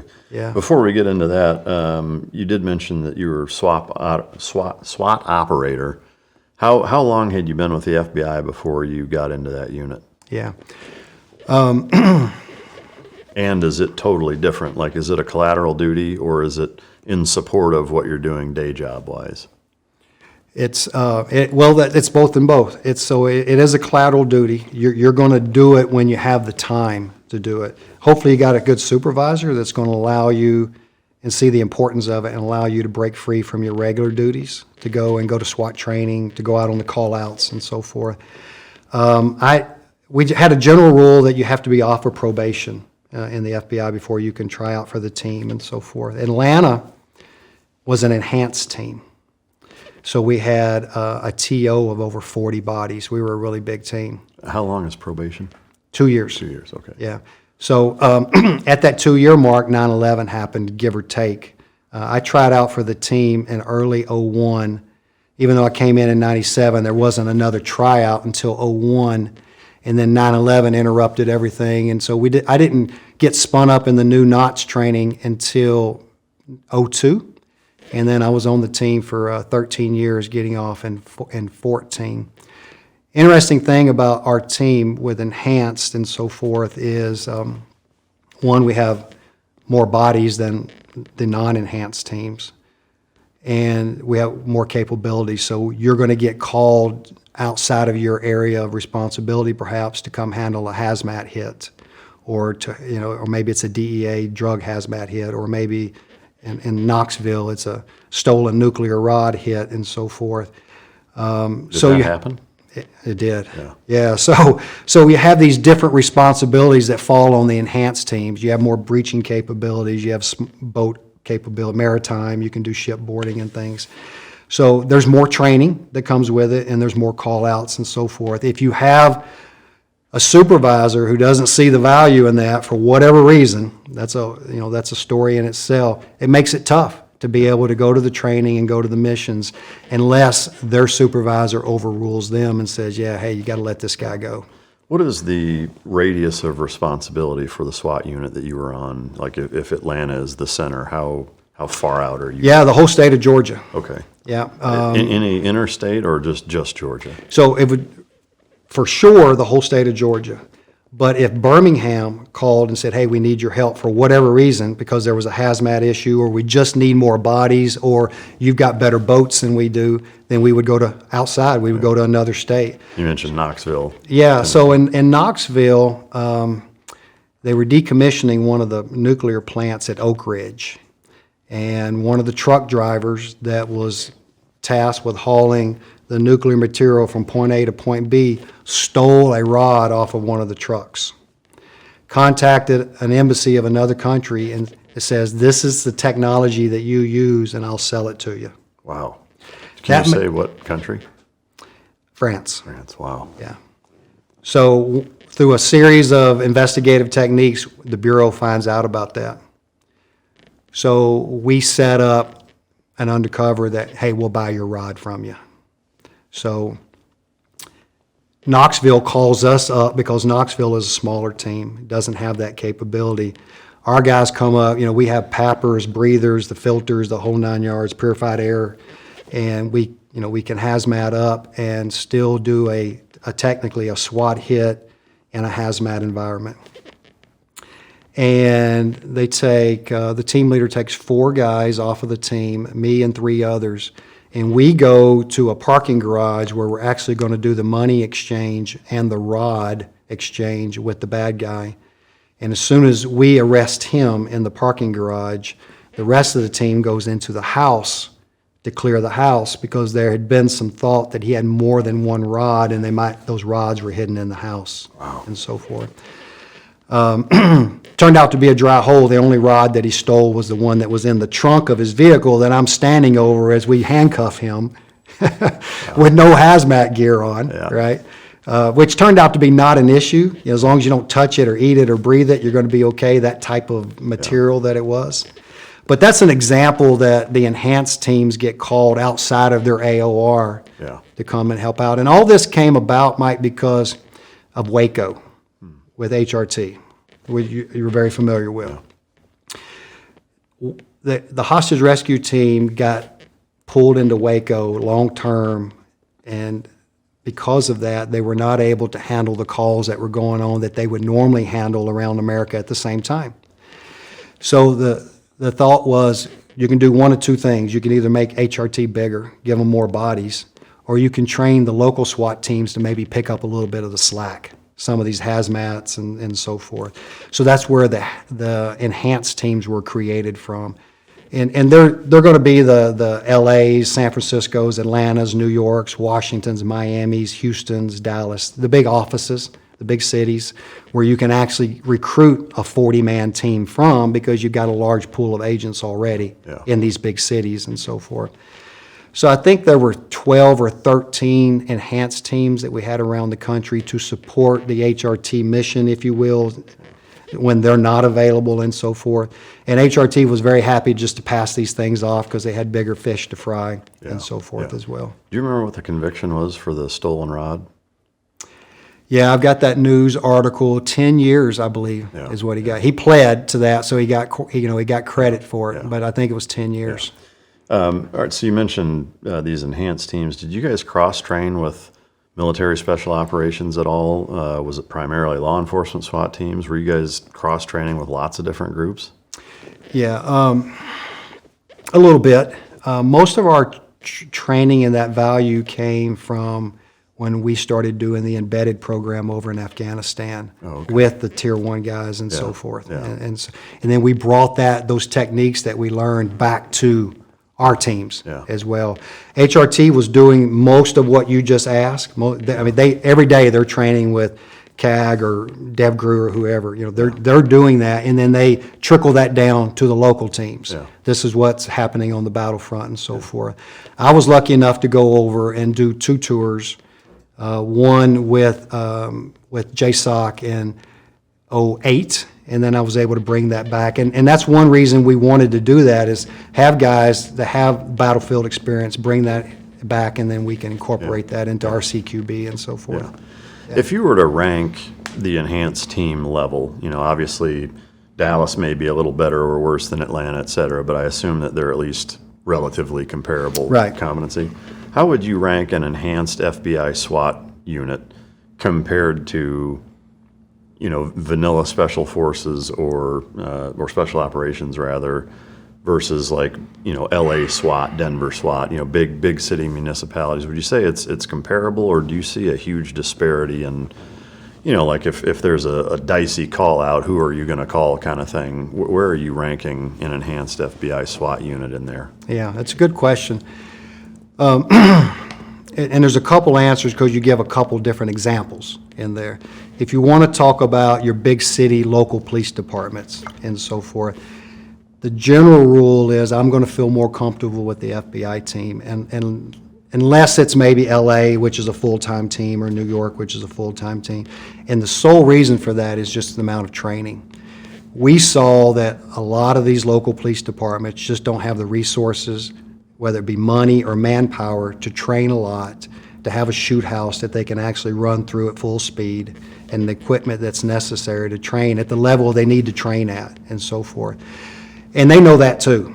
And so a lot of these offices would invite the enhanced team, if not the team itself to come train with them, would invite team leaders to come down, hey, watch us run through the house and give us your pointers and see what you think, and so forth. So from a local perspective, just simply because of the opportunity to train more at a higher level, the FBI guys were viewed as having a better skill set going into a house. You use the term like a vanilla flavored SF unit. I don't think, from my observations, one, I couldn't make that comparison because I didn't see a vanilla unit. I spent my first 30 days with Dev, and then my last 60 days with 175, and when we split the unit up. Yeah. So I saw some pretty good units, right? Do Yeah. some house clears and so forth, But what really is the difference driver that I saw in there is the rules of engagement are just so much different, right? So that gives you a different motivation when you're going in the house. It gives you a different flexibility and rules that you can operate by going into the house. I saw that a lot of them are still doing the same thing. We're driving the corners, we're clearing the corners first, we're banging closed doors, we're flowing into open doors. So a lot of the tactics were all the same, but ultimately when you're in the house, the shoot, no shoot is going to be different between what you're used to and what law enforcement is used to. The old saying is, I have to account for every single round that goes downrange. I'm glad that we didn't have to. Yeah, every single round, and that's not an exaggeration. No, I know. Every single round, I have to account for it, Yeah. and so forth. Yeah. Yeah. Did you guys use dogs ever? No. No. HRT was getting them as I was leaving the SWAT program and getting ready to retire. Yeah. When I was with 175, we had a dog there that I fell in love with because I saw the value of it, Yeah. and so forth. Yeah, I mean, I think the biggest hurdle with using dogs in as many units as possible, frankly, is just the knowledge and competency in that realm of canine training, coupled with finding dogs of that caliber Right. that there's enough of them, because there just isn't that many of them. It's a full-time job. Yeah. It is, and But to do it right. Yeah, but as somebody from the kind of purveyor standpoint, finding the right dog that's good enough in all of the areas they need to be good enough. I mean, really no different than finding enough HRT guys, CAG guys, DEVGRU guys. Like, there's just only so many of them. As much as everybody would love to have 10,000 CAG operators, there aren't 10,000 of them. There's a few hundred, and no matter how much you try, it's really kind of the same predicament. There's such a multitude of working traits and characteristics and moons that have to be aligned Yeah. for one single dog to have all of those things, Yeah. that if any one of them they Certainly. don't have, it's just not going to work, and so it makes Do you it have the tricky. time to wait to find that dog, or do you just have to take what you got and so forth? Yeah. Those are some of the questions that these local agencies have to answer. For sure, yeah. I mean, I've worked with quite a few of them, and we run into that, or I have run into that quite often, Yeah. is that, hey, we have a 6-man canine unit. We have, 6 billets or allocations for it, and they need to be filled, and this is the best that we could find, and it's like, okay, we'll yeah. do the best with what we can then. I saw that more, Mike, when I went to North Georgia and started working in the more of a task force environment. Yeah. The locals had dogs there. When you did the Afghanistan stuff, where in the 20-year period of your FBI career did that fall in? Yeah, I would have been in '08, so I now have 9 years Okay. in the Bureau. So it was still while you were doing the organized crime stuff? It's '08, No, I'd already transferred. See, I came in, no, I'm sorry, I misspoke. I had 11 years. Okay. I got my numbers wrong there. Okay. So I come in '07. I leave Atlanta I come in 97. Right. Excuse me. I leave Atlanta in '07. Okay. And I deployed to Afghanistan in '08 and then again in '10. Okay. Yeah. Before we get into that back half, just before we move on from the organized crime stuff, obviously the book is pretty heavy into that. Are there any other stories from the strip club stuff and the organized crime unit that you were a part of for a decade that are worth sharing or that you could share? From the strip club business, yeah. So probably the one that comes to mind as you ask that question is the rivalry that's within the clubs that people don't know about and so forth. And that, you asked about violence earlier. The violence is normally among, just like with gangs, it's among gang members. In the OC community or in the strip club community, it's going to be among the clubs and among the OC families, not so much towards law enforcement. And right, so I remember we had a case where one club burned down another club, and I ended up again flipping one of the clubs, and they admitted to the arson, and then we were able to also get some other guys on tape admit to the arson as well, and so forth. So the fact that you're willing to burn a club up, they thought they had started the fire, that was the owner's intentions when it was closed and nobody was in the club, but in reality there were still some maintenance guys in the club, so you could have had people that died in the fire, potentially.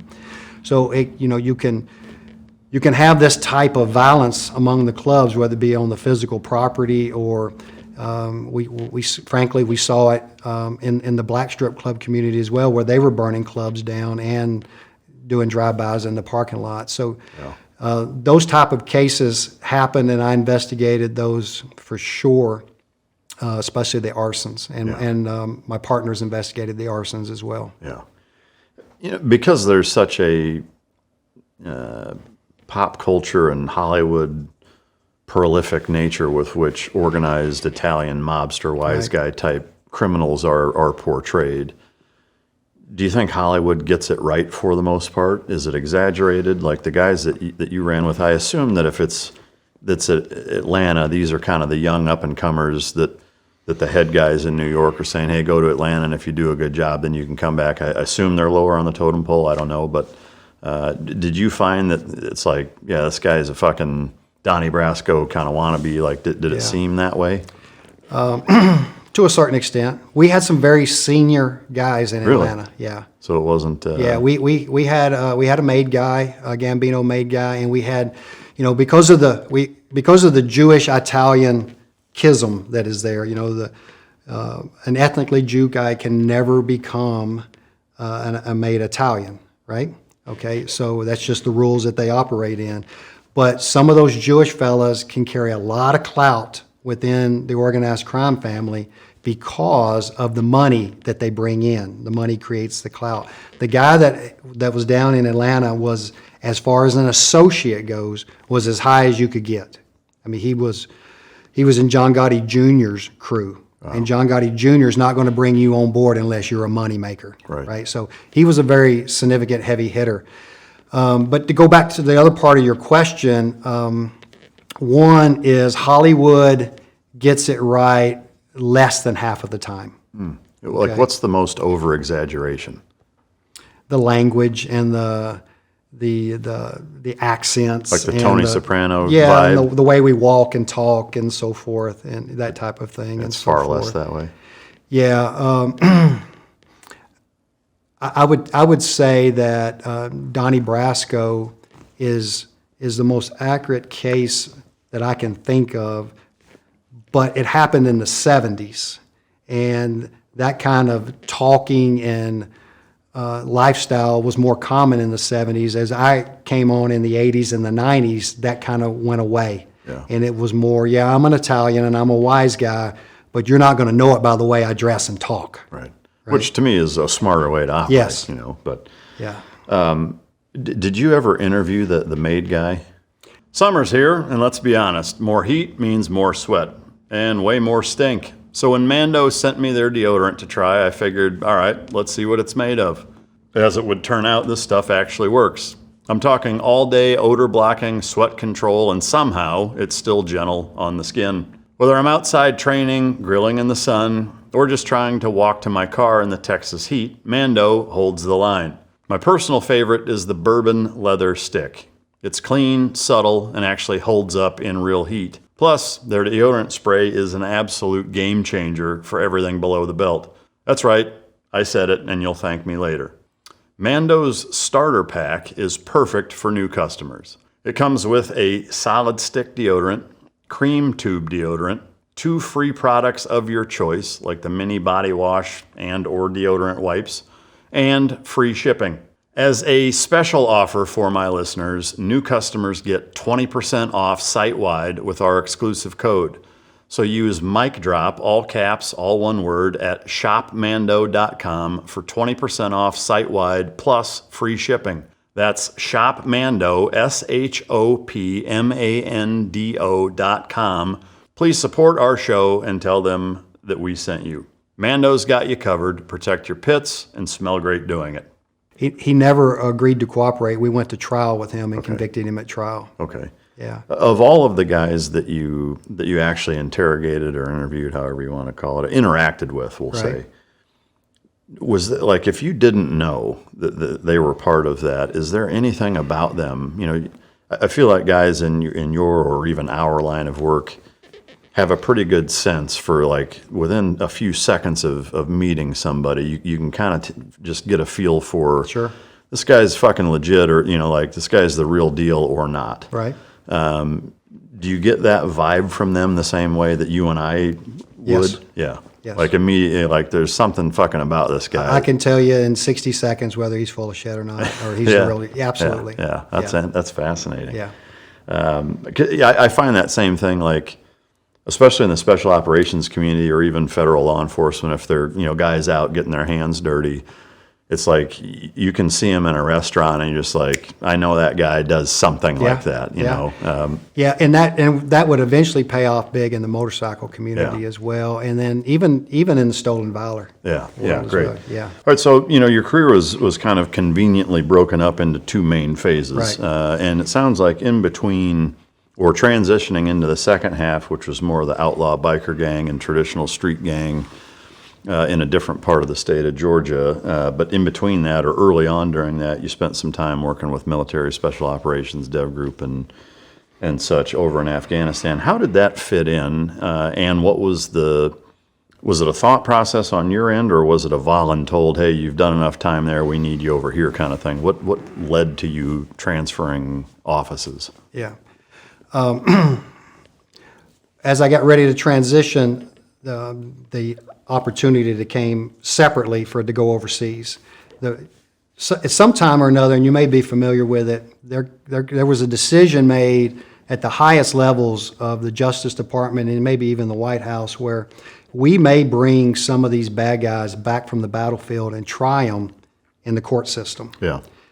So then, under the rules of evidence, who do we want to be able to say did the SSE? You know, the DEVGRU guys, or would we like to maybe, if we can, put an agent on the witness stand to say, I collected that, and therefore not be opened up to the cross-examination? Yeah, because you know what the military guys are going to do. They're going to pocket half of it and piss on the rest. Yeah.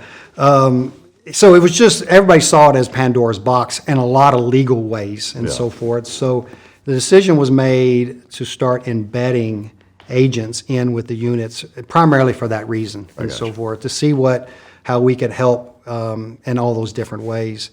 And that's all a volunteer process. They're looking for SWAT guys, preferably with military backgrounds. They get a thumbs up from their team leader and so forth. It's still a small enough community where you can have the best paper resume, but if you don't get a thumbs up from your team leader, you're not going, right? Because everybody knows everybody still. Yeah. So I was able to go over and do a 90-day tour and then come back and then start my Gainesville, Georgia tour in those last 10 years. And then a year or two into that, I went back one more time in 10 But when I went back in 10, the Bureau had killed that program. Oh, wow. And said, look, basically this was the quote that I was given, that I don't want to have to tell an FBI widow that her husband died fighting the Taliban, because the Taliban's not a threat to the U.S. That was the quote, whether it's accurate or not, because we had killed all the ISIS guys, captured all the ISIS guys, and now in 2010, theoretically, it's just Taliban left. So I was not on the embed program. I was on a major crimes task force to teach the locals how to stand up their version of the Bureau, their version of an FBI task force, and fight some of the crimes that they were having over there, specifically kidnappings and major drug trafficking and public corruption, opium trade, that type of thing. That's cool. Yeah. Before we get into the street gang and outlaw biker stuff, being somebody who spent quite a bit of time above and beyond what a normal FBI agent would spend, on a trigger, do you have a favorite EDC pistol? Yeah, I carry the little Glock, the 26. Oh, okay. Yeah, I think it's 10 in 1 and so forth. Have you tried the 43X? I have not. Yeah. I will say I like that from a concealed standpoint, just being single stack versus dual, because I've had the 26 and just, shoving a dual stack in between your waistband and gut, for me at least, is not that great. And, the 43X is quite a bit more comfortable, and you can get 15-round mags for it, so. Okay. Yeah. It's actually kind of an alternate stack. It's not a traditional single stack, but it's way slimmer in the pistol grip or hand grip than the traditional 26, or I guess full-size subcompact, if you want to call it that. But Right. All right, so as you get into the second half of your career, now you move offices. I assume it's maybe a slower pace, at least day-to-day wise, but it's very different operations. Walk us through kind of how that went. Yeah. Now, you asked earlier about a voluntold or not. I raised my hand to transfer up to North Georgia and go up there and work on what we call in the Bureau a Safe Streets Task Force. And in this case, it was 2 FBI agents and approximately 10 local police officers. It varied from time to time as agencies added and took away, and we added new agencies and so forth. Sometimes we had as many as 12 or 15, but we're working in 2 agents, 10 or 12 guys from the local communities, and we're funding that with Bureau money. We're paying their overtime. We're giving them their rental cars that they're using and so forth, so that the agency, their local agency, doesn't have to worry about overtime, because budget's a huge issue with the smaller departments and so forth. And I was able to do that from day one. I fell right into the Safe Streets Task Force. My partner was already up and running with it, so I kind of became his sidekick with it. And then as time developed, we just kind of cook on equal status with it. Your original question, though, you asked also earlier about, forgive me, you asked something else about moving up there and starting working on that task force. If it was like a slower pace. Oh, yeah. Actually, no, just the opposite. Really? Yeah, just the so it was opposite. like- Yeah, it was. Bigger area, bigger AOR, and less bodies to work it, okay. frankly. But the drugs and eventually the motorcycle gangs, but the drugs was out of control. That little community where I was stationed, the Bureau has these small offices throughout the state of Georgia, for example, and in every state. We're headquartered out of Atlanta, but we have 4 people in Gainesville and 4 people in Columbus and out where Fort Benning is, and 4 people down in Macon, and so on and so on. The same way here in Texas. A little office in Texarkana, one in Tyler, and so on and so on. And I wanted to move up there to that office and get out of the big city and so forth. So I was able to get that transfer, but it was wide open. Yeah. Just the opposite, wide open. So you started with the street gang drug stuff first? No, I did it the whole time. Okay. Yeah, I started and retired from there. Okay. Yeah. I guess from the outlaw biker, I mean, that's similarly to the mob type stuff, Yeah, there's- it fell under the Safe Streets. It still fell under this umbrella that I'm explaining about the drugs and the gangs, but there is a ton of similarity between the wise guys, and I think that's one thing that gave me an advantage in investigating it, because My motorcycle gang up on the butcher block paper was structured and organized just like the LCN was on the butcher block paper. You had a boss, you had an underboss, you had an enforcer, you had soldiers. Everybody had a role, very organized, very military-ish. Yeah. What biker gang was it? The Outlaws. Okay. And it sounds like the big contrast between them and the wise guys is that they're going to be more violent towards you guys, right? They don't have the same... Potentially. Yeah. And even more violent against each other. So even though the wise guys are shooting each other when they get an opportunity in New York, but a lot of times the strange thing is that the wise guys are killing each other among themselves within their own family. Oh, wow. You watch a Goodfellas, for example, which is based on the true story of the Chicago outfit not Goodfellas, but Casino, the Chicago outfit in Las Vegas. They end up killing each other within the same crew, within the same family, and so forth. Yeah. And even when I misspoke earlier and talked about Goodfellas, you still see that within the same family. If you mess up, there's always a potential someone's going to whack you is at the end of the day, even though we're supposed to be brothers up until the moment I whack you, right? The motorcycle gang doesn't have that inside their own family type of violence traditionally, but they have a lot more violence towards the other gangs. It's all based on territory and et cetera. And they don't normally settle it with a sit down among the bosses to try and figure this out. It's normally I see you, I shoot you, that type of thing. And so up there, obviously the Outlaws were your main concern. Who are the competitors of them that they're rivals with up there? Yeah. So Georgia is considered a black and white state with Outlaws colors, but South Carolina, which borders a third of the state of Georgia, is a Hells Angel state, which is a red and white state. Alabama had some banditos in it, which is always the possibility of some bleed over there, even though there was supposed to be a handshake truce. And then Tennessee, up above it, had some red and white influence as well. But most of it was coming out of South Carolina, to answer your question, where I was at, my office was the closest office to South Carolina. Yeah. So we were kind of at the tip of the spear for this type of violence from club on club, but they would have been Hells Angels, to answer your question. The truce that you talked about, or the supposed truce, is that between Banditos and everybody else, or just Banditos and the Outlaws? Just those two at that time. Yeah, we're going to come in and we're going to share this territory.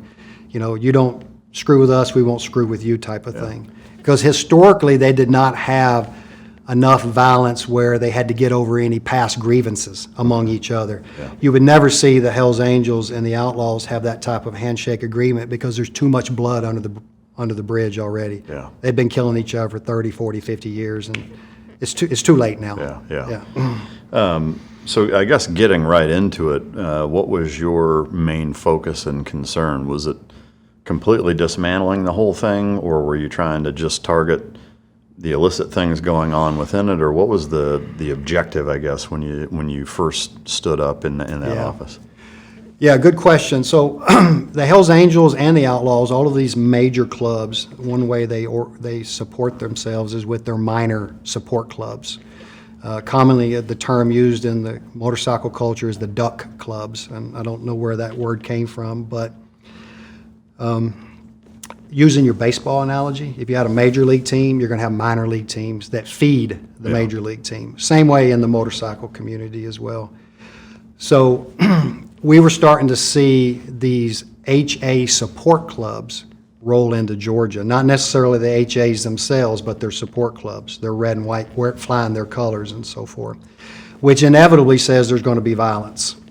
So the year before I moved up there, we had a shooting in a strip club down in South Atlanta where an outlaw was killed. And it was ruled self-defense in a bar fight, and the red and white guy was not prosecuted for that. He actually came from a support club. He was not Hells Angels. So in retaliation, the Outlaws bombed his car, and he loses a leg during the process. So you start to see this tit for tat, a shooting and then a bombing. And the thought was this is just going to get bigger. It's just going to keep getting worse unless we do something about it. So yes, the goal is always to dismantle the enterprise. If I can take the head of the snake, that's a win. But that's really hard to do because normally that snake will grow another head, right? They're just looking for someone to take his place and so forth. And you're not able to really go after them with forfeiture and take the backbone of there's not a financial structure in place that you can gut them with and then therefore dismantle them. The only way you can dismantle is take the bodies out of the club. But as soon as you take someone and put him in prison, they'll recruit from the lower ranks and somebody will take his place. So you have to go in with a fair amount of realism that I may put 20 guys in jail, but 20 more are going to take his place. Yeah. Right? But the fact that they're focused on me, knowing that I'm focused on them, that might save some of the violence that's going to happen. And you could make the argument, who cares if they shoot each other? Who cares? But it's never that simple. There's always going to be potential innocent victims in a bombing and a strip club shooting. You or I could have been in that strip club when that happens, and you know how that goes. Yeah. Somebody gets shot who didn't deserve to get shot. So the violence isn't quarantined in itself. It's not neat like that. Yeah. So with, I guess with that, well, have you seen, say, Sons of Anarchy? Yes. I know most Hollywood depictions, same with military, are exaggerations, and there's a lot of fluff added in, but did you find that as you're surveilling and investigating the outlaws in that area that there were a lot of similarities with, not just the structure, but the going to church thing and the clubhouse and the running drugs and guns and prostitutes, and I mean, is it all pretty much the same thing? There were certainly lots of things that were true about that. There were some, obviously, exaggerations as well. The culture was more accurate than the crimes, necessarily. So they're not as active crime-wise, or they just can't different? be that egregious and that in your face, Yeah. because it's just going to bring too much law enforcement attention. Yeah. Yeah, and the mob learned that. You just can't leave a body on every corner. You can't blow up every building. It's just going to attract too much attention. Yeah. So a smart boss will say, look, we got to figure out another way to solve this problem. So, but the culture was fairly accurate from my experience. And so did you forth. find the prioritization of the club members, like the club comes first, Yes. in front of their families, in front of their jobs if they have them? To me, it always fascinated me, or I guess I was always a bit perplexed in how that if the crimes can't be that over the top and consistent, constant, in your face, etc. Like how do you motivate guys to put that first when that's not really putting food on the table, or is it? Is it that lucrative where these guys are making enough money to where that is their job and that's how they make a living, which is what kind of enables them to prioritize it? Are none of them family men? I mean, how does it work? It's a mixed bag, and it's going to vary as you move around the country and so forth. What I found in Georgia is most of the guys were working, but they were low-income jobs, and they were supplementing by selling guns and drugs. The loyalty to the club is just another way to find brotherhood. It was really that simple. This was my long-lost brother. Somehow I fooled myself, and we've all fooled each other that we care about each other and that we're going to die for each other, and et cetera. Even though as soon as I arrest one of them, he'll flip on the other. That was very common and so forth. Yeah. But it's a mixed bag of that. A lot of drug sales because that's easy money to make to supplement the income. Yeah. I mean, the drug sales, to me, seems pretty cut and dry or self-explanatory. I assume they're getting them from either cartels or whoever supplier-wise and just moving it into regular street users. But the guns thing, obviously there's got to be a market for it. And, a pistol, a Glock here or there, that's not a major enterprise. I mean, who are they selling guns to? Gangs or anybody that will buy it.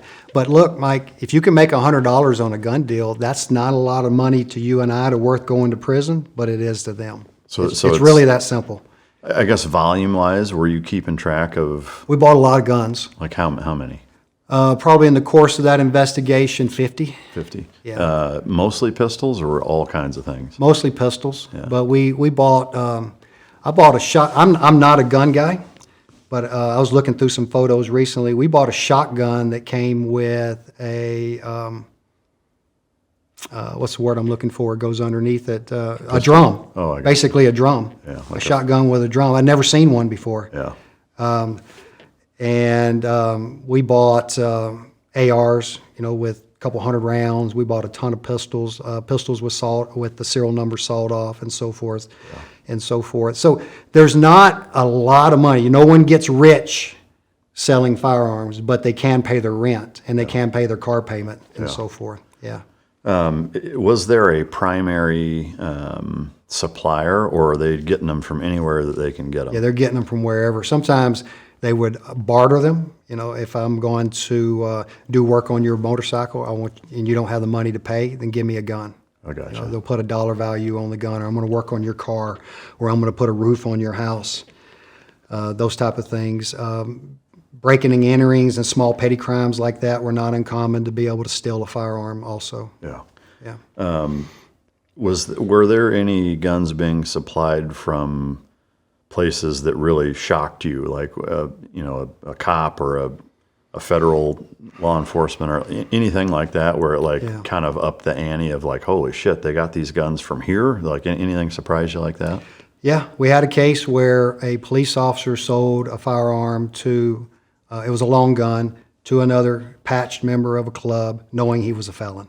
Was he a patch member also? The police officer was in a blue and what we'd call a blue club. He was wearing, it was a police officer only club. Wow. Blue Knights or something to that effect. Yeah. But Mike, there's this. What I found.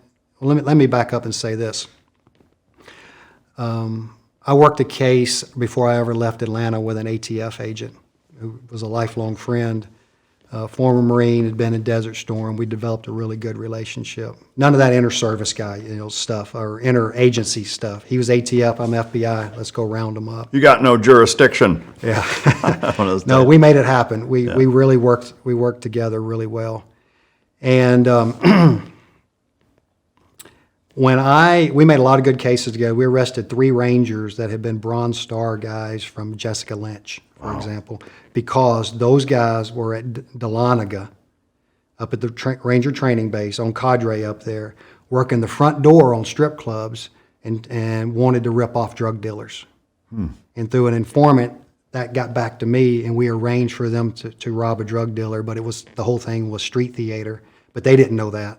And the minute they kidded up, that's when we arrested them. Okay, wow. And they all pled guilty. What happened to them? They were sentenced. Yeah, for how long? They pled guilty. It was reduced down. They all got 5-year sentences. Wow. Yeah, and I don't know this for sure, but probably dishonorable, or certainly bad conduct. Certainly bad conduct discharge. Yeah. Maybe not dishonorable, because normally that's treason or murder or something, but certainly a bad conduct discharge. Yeah. Is there any part of you, I mean, it doesn't sound like it, but I'll ask, is there any part of you that says, hey, these are military war veterans who are ripping off shit bags anyway, who gives a fuck? Yeah. Is there any part of that enters your mind? Sure it does. Yeah. And it's not wrong to think that way. But what I go back to earlier, when we laid out who originally they had their own victims, because they see these drug dealers come into the clubs and they identify them and they say, that's the guy I want. And then they go to my informant and say, can you help me take that guy off? It's never that easy. There's not a crime in Atlanta that's ever that easy where the bad guy only gets killed. There's always collateral damage. Yeah. And if I know that that's going to go down, if they're going to rip off that drug dealer, I can't, through my oath, let it happen. Right? Even though, like you said, you may want it to, who cares? Right? But it's not that simple. People are going to get hurt. Sure. Yeah, no, I get it. I can just imagine. But to answer your question, sure. We think about that all the time. Yeah. So where I'm going with that story, is that when I talked to Brett Turner is his name, and I said, Brett, I'm going to start working motorcycle gangs. And Brett had a long history with motorcycle gangs. He looked like a biker. He'd been undercover with the bikers. I said, what do I need to know about motorcycle gangs as I get into this? He said, let me give you this analogy, and I've never forgotten it. He said, Mark, if you walk into a bar and you see John Gotti sitting at the bar, you're going to go ahead and have your drink, eat your meal. You're going to make a mental note that John Gotti's sitting over there. You're going to leave the bar. You're going to go back to work the next day, and you might even write a memo to the file that you saw John Gotti at XYZ location. And that's it. He says, not the same in the motorcycle community. He said, if a police officer who rides more times than not, walks into a bar and sees a patched 1%er sitting at the bar, he's not going to be able to resist the temptation to walk over to the bar and introduce himself. Really? It's too much in the culture. I ride, you ride. We're you, me, same. Even though I wear a badge and you wear a 1% patch, I can look past that and say that you and I have more in common. And part of that is the Hollywoodness that you talked about earlier that's come into this culture. And I'm telling you this story because I found it to be true in my case. It ended up burning my case. And then two, this case that we were just talking about where this police officer sold this long gun to a patch member is exactly like that. You had an officer riding in a Blue Knights type of club where it's police officers only, but they're very intimate with these other guys who are bad guys.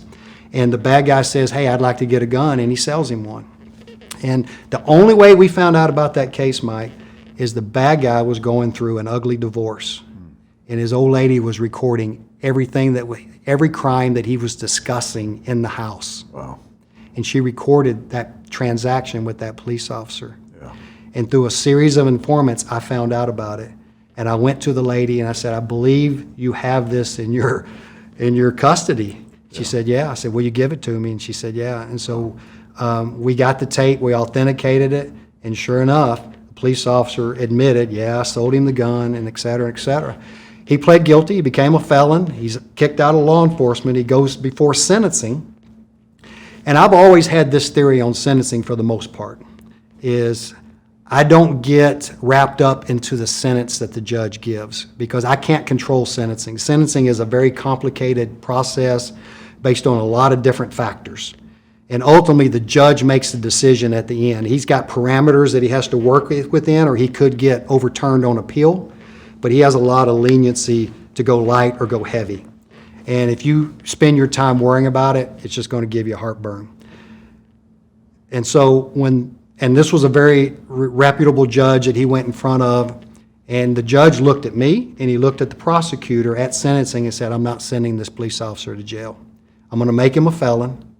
I'm going to kick him out of law enforcement, but I'm not sending him to prison. So he gave him 6 months home confinement, and then the rest of it was on probation. And so and that's fine with me. I don't care if he goes to jail for a day. It's not my goal. My goal was to get him out of law enforcement, and by convicting him, I accomplished that. Yeah.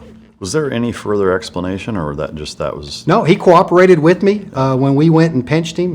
You got me, I give it up. And his explanation was, these are my brothers. Even though they ride in one club, I ride the other, there's enough similarity where I made a bad decision based on this alleged brotherhood. I apologize. I meant the judge. Like, did he? Oh, I'm sorry. Did he clarify anything? Yeah, he did. He did. He looked at us and he said very clearly, this is a guy that has a long history of defending the public. He's got all these people that came and testified at his sentencing about what a stand-up officer he was. And by all avenues, he was a good police officer who made a very bad decision. Yeah. So I didn't have any heartburn, and that was the reason why the judge made the decision. I'm not going to send him to prison for one bad choice when he's had a career of good choices and so forth. Do you think that the law enforcement sympathizer syndrome, if that's what you want to call it, towards bikers, do you think that there's anything more to it than, hey, you ride, I ride, and there's this kind of sexy Sons of Anarchy kind of thing that I just think is... That's it in a nutshell. Yeah, it's that's not like exactly it's the what same type of guy. It's just... I don't think so, because I saw too many different personalities. Yeah, fat, skinny, tall, ugly, veteran, non-veteran, you name it. They're across the board. Why would they ever hook up with this guy? They have nothing in common. So within the Outlaws, since that's who you were primarily investigating or working against, was there a common denominator other than I'm a bike enthusiast? Yeah, I like that word because that's the word that defense attorneys use. Oh, really? Now I'm the slimy defense attorney. No, it's funny because in front of a jury, they will never refer to their client as a biker or a 1%er or a gang member. My guy's a bike enthusiast. So it's always a good laugh that we have, and so forth. Your question was, I'm sorry. Well, just within the scope of the Outlaws that you got to know and dug into kind of their personal lives, was there any other common denominator that connected those guys, or was that really it? Yeah. It's a good question. There were certainly the outliers. Where guys you would find and you would say, what in the world is he doing patched in with those guys? Or what's he doing hanging around with guys that had legitimate, real jobs with some significant education and good families and wives and children. It looked on, from a perspective of just living a normal life. Yeah, those always were they existed, but they were rare. Most of these guys were lower blue class income, less educated. Probably if you were to look at all of their family lives, they probably had something in common, that there was some dysfunction there some way, somehow. Some of my guys went back to Vietnam. One of my stolen Valor guys, where I commingled the two cases, went all the way back to Vietnam. So some of these guys were older, but I would say your common denominators was education and income. Yeah, okay. Yeah. And while how long were you investigating or working against the Outlaws? Was that the entire 10 years? Yeah, it pretty much the entire 10 years. My undercover operation, where I had an undercover in place, was for 18 months. Okay. And I guess how would you characterize the amount or level of success that you had in dismantling that group? We were extremely successful in dismantling the support clubs. Okay. We took 2 support clubs out completely that no longer exist. We put all of them in prison. Are there dozens, or is there a few support clubs? There's dozens. Yeah, and all different types of names. And they are. Yeah. And you remember my baseball analogy of AAA and AA? Yeah. The support clubs really do have a rank structure as well. So in the Outlaws, the AAA support club is the Black Pistons. And you will find them around the country. Wherever there's an outlaw chapter, you'll find nearby a Black Piston chapter. But when you get down to the AA and the single A levels, that club that's associated with the Outlaws that wears their support patch on their vest may only exist in North Georgia. Okay. And they have no other chapters anywhere else in the country. What would a support patch look like? Like, how would you identify it? It's sort of shaped like a diamond, more of a triangle, if you will, with the Outlaws, and it had their symbol, and they have 2 symbols. It had their symbol of shooting the middle finger in the middle, and then it would say SYLO, SYLO, which is shorthand for Support Your Local Outlaws. Okay. Yeah. Is there any type of almost, within the support culture, to me it seems strange, I guess, and unless it's, if you use the baseball analogy, he's probably never going to be good enough to make it to the major leagues, but wants to have some sort of affiliation. Right. But it's not so much based on how fast you can throw a fucking curveball. What are they basing on?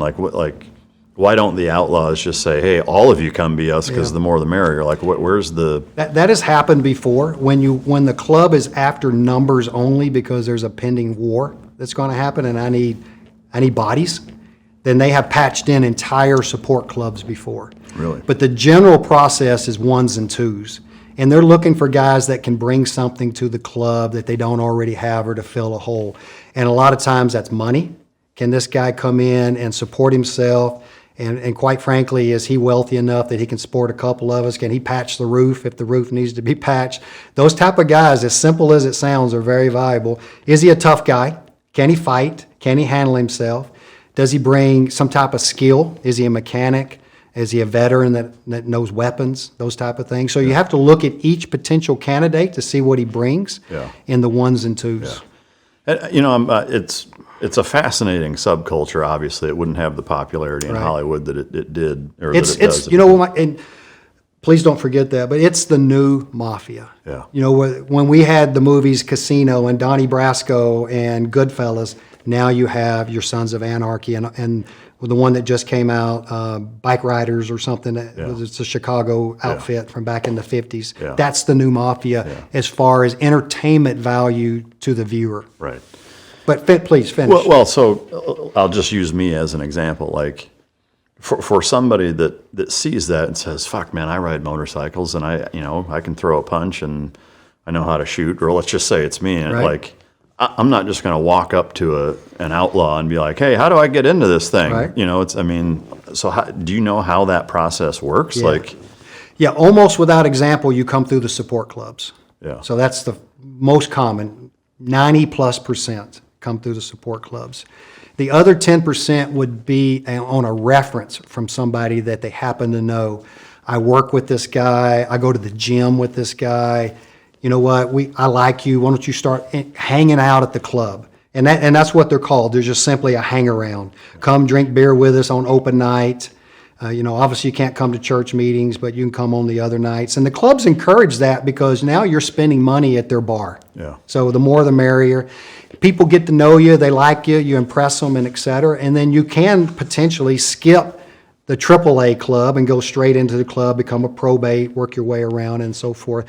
But that's normally because you have some type of outside connection to a patch member who kind of brings you in under reference. Yeah.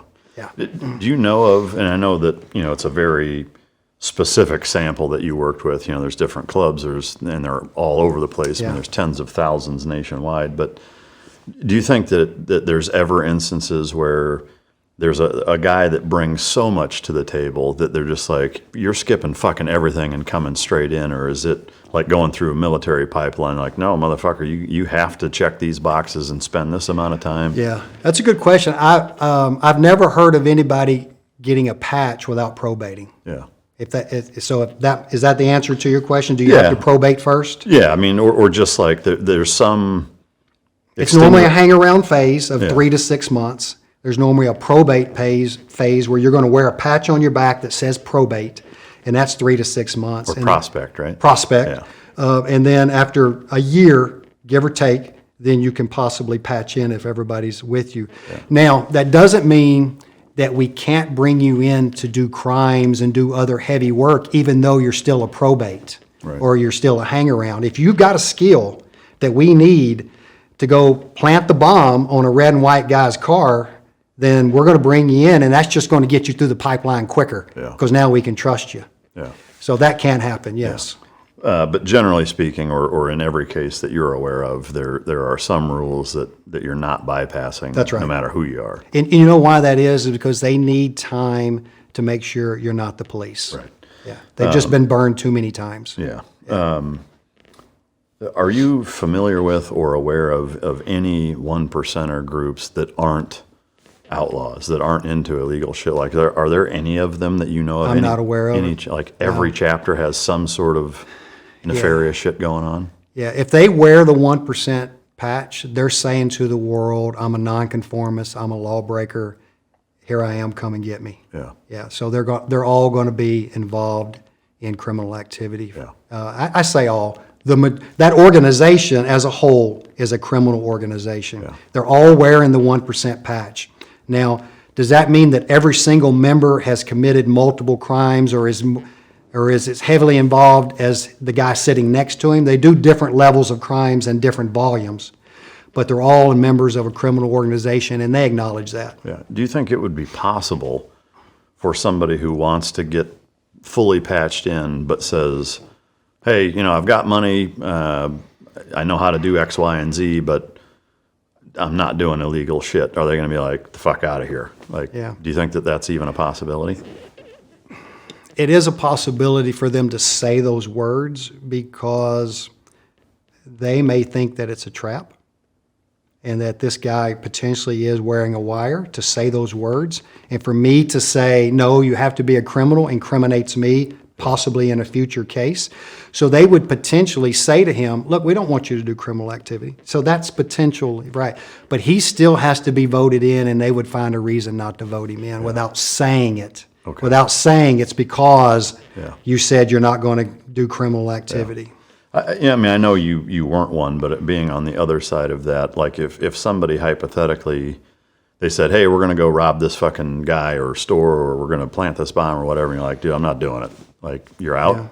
Or how would that work? I mean, if you didn't say, hey, I'm not going to break the law, but every time that opportunity comes up and they say, hey, we need you to do this, you're like, I'm not breaking the law. So, It would depend, Mike, on who's given the order. yeah. So lots of times the guys are freelancing and doing their own thing, and they have that permission within the club. Let's say a chapter has 10 members, which is probably about normal, 10 members. These clubs aren't real big a lot of times.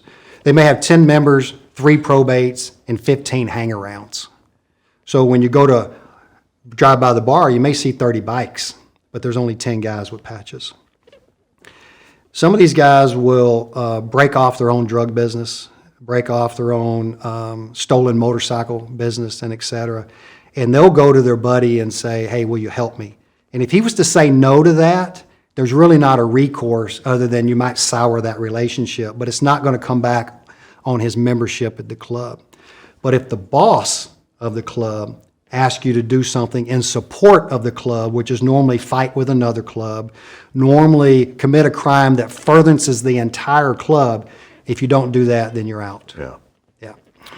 How many club members were in the Outlaws that you were going against? Well, we had multiple chapters. So in Atlanta, and they were all part of my investigation. If you were in Georgia and you wore an outlaw patch, you were part of my investigation because Atlanta was still the mothership. Okay. And they were taking their orders from Atlanta. What we had up in North Georgia was I started an undercover Black Pistons chapter using an informant who then brought in an undercover. And we were trying to take that Black Piston chapter to get the whole chapter patched in to become Outlaws as well, so that we could then have our eyes and ears into the Outlaws to see what they were doing. Because even though the Black Pistons are a sanctioned support club, they still don't have access to church. Okay. So they don't know everything that's going on in that club. But to answer your question, we had in Atlanta, we probably had 6 or 8 patch members. In Macon, another half a dozen. Out in Savannah, Georgia, another half dozen. So you could probably put together 20 plus patched outlaws in the state of Georgia easy. And I guess I would have assumed there'd be way more than that. Yeah. At that time, the numbers were low, but Georgia's not a strong state for that. If you went to Florida, you're going to have 100. You went to Illinois, you're going to have 200 because of Chicago. So each state is going to be varying based on its historical strength. Yeah. And Georgia is a black and white state, but it's just not a long-time history state. So the Outlaws within the state of Georgia are still the biggest 1% club, would you say? In Georgia? Yeah. Absolutely. Yeah. How dangerous is it for you doing what you do, like in terms of your day-to-day life and taking precautions at home and your address and being out in public, being seen? It's a good question. And I won't deny that, it's always in the back of my mind. It used to be in the back of my mind even more so when I was working, especially when we were going through the trial process and we were testifying, and now there were no more secrets and they knew me and I knew them and that type of thing. As time goes on, you start to think less and less about it. You try not to get complacent. There's not a lot of history out there where 1%ers have targeted law enforcement. There is some, more than the wise guys. But they know ultimately at the end of the day, it's just going to bring the hammer down on them as well. Yeah. So it's not a wise decision, but it's always something in the back of your mind for sure. Did you ever have any close calls or instances of people that you could tell were either staking you out or just making you uncomfortable and you knew there was something going on? Yeah. A couple things come to mind. The big one would be the reason I mentioned to you earlier that we got burned. So we were up on a wire on my source's telephone, meaning every time my source picked up his phone and called, it was being recorded automatically, just as if the court had authorized a wiretap against a bad guy. He had given us permission to do that. And he texted me one time, and and it's important to know, Mike, that we were towards the end of this investigation where my prosecutor had said, look, we could keep this going for another 3 years, but we can't leave all these guys out on the street knowing that we could put them in prison right now because we have the evidence. Because if they kill somebody tomorrow, then we have to answer, why did we leave them out there? That's always the dilemma in law enforcement. Do I take him down now, or do I wait and get more? Right? Do I catch the big fish or do I catch a lot of little fish? And maybe that's worth the wait. Yeah. So my informant gets this phone call from the #1 guy in the state of Georgia, the boss. Ring, ring. My informant answers. Hey, what's up, boss? The first thing the guy says is, who's Mark Sewell? Oh. First question. My informant is probably imagining just, Panicking. yeah, just Fuck, having I a don't heart know. attack. I don't know who. I listened to the call. He did a good job. I don't know. You tell me. I have no idea who that guy is. He said, well, I have a piece of paper right here in my hand that says you are him, or he is you, or somehow y'all have some weird relationship together. He said, look, boss, I don't have any idea what you're talking about. I can come down there and see you about this. If you want to talk on the phone, we can, but I'd rather not. This sounds... Oh, and the other thing was he's an FBI agent. Who's Mark Sewell? And he's an FBI agent. So my source is able to get him off of the phone without raising any more suspicion, and then immediately call me. Say, oh shit, this is what happened. And so I'm able, I'll jump ahead about a week or two, I'm able to, now it's takedown day. We speed up the takedown. We know we're burned. We're not going to be able to necessarily recover. We about 2 weeks later, we take this down, and we write a search warrant for the clubhouse to go in and get that piece of paper. Because I can show the judge that the only way that they know my name associated with the FBI in this investigation is there's been a leak in law enforcement somewhere. So I'm now investigating a public corruption case as well. Who is the leak? Which goes back to what I said earlier. Remember about the relationship between motorcycles, clubs, law enforcement, and now that light bulb is coming on. That I just got burned some way, somehow. So we search the clubhouse, and sure enough, I find that piece of paper, my name, FBI Atlanta. They'd even done Google searches and found other cases that I had worked, and those links are written out, WW Gold Club, CNN, whatever you want to go to find out more about me. But they're still confused because they don't have a photograph of me. Am I that guy?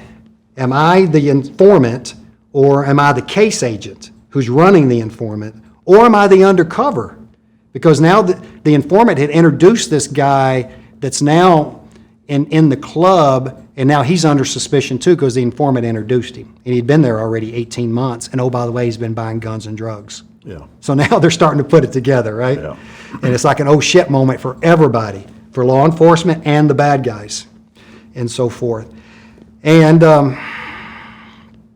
we take the case down. We bring in SWAT teams from all over the Southeast because we have to go all over the state of Georgia. Every one of these guys is A&D. They all have criminal histories. Half of them's already been in prison already, and so on and so on. Quite a few of them are already on probated sentences from their previous sentence. They just got out on probation, and so forth. And we have a rally point where we're going to bring all the bad guys for processing. It's not unlike what we did overseas, right? Where we have a central place, we put them on a bird, we bring them back, we fingerprint them and that type of thing. Well, we're driving all of these guys all over the state of Georgia to the Central Processing Center, which is a National Guard armory, because it's not being used on this particular day, and it can hold a bunch of people. I walk up to the guy that made the phone call, and I said, I want to introduce myself. I'm Mark Sewell. And you could just see him go like, is this guy shitting with me? What's going on here?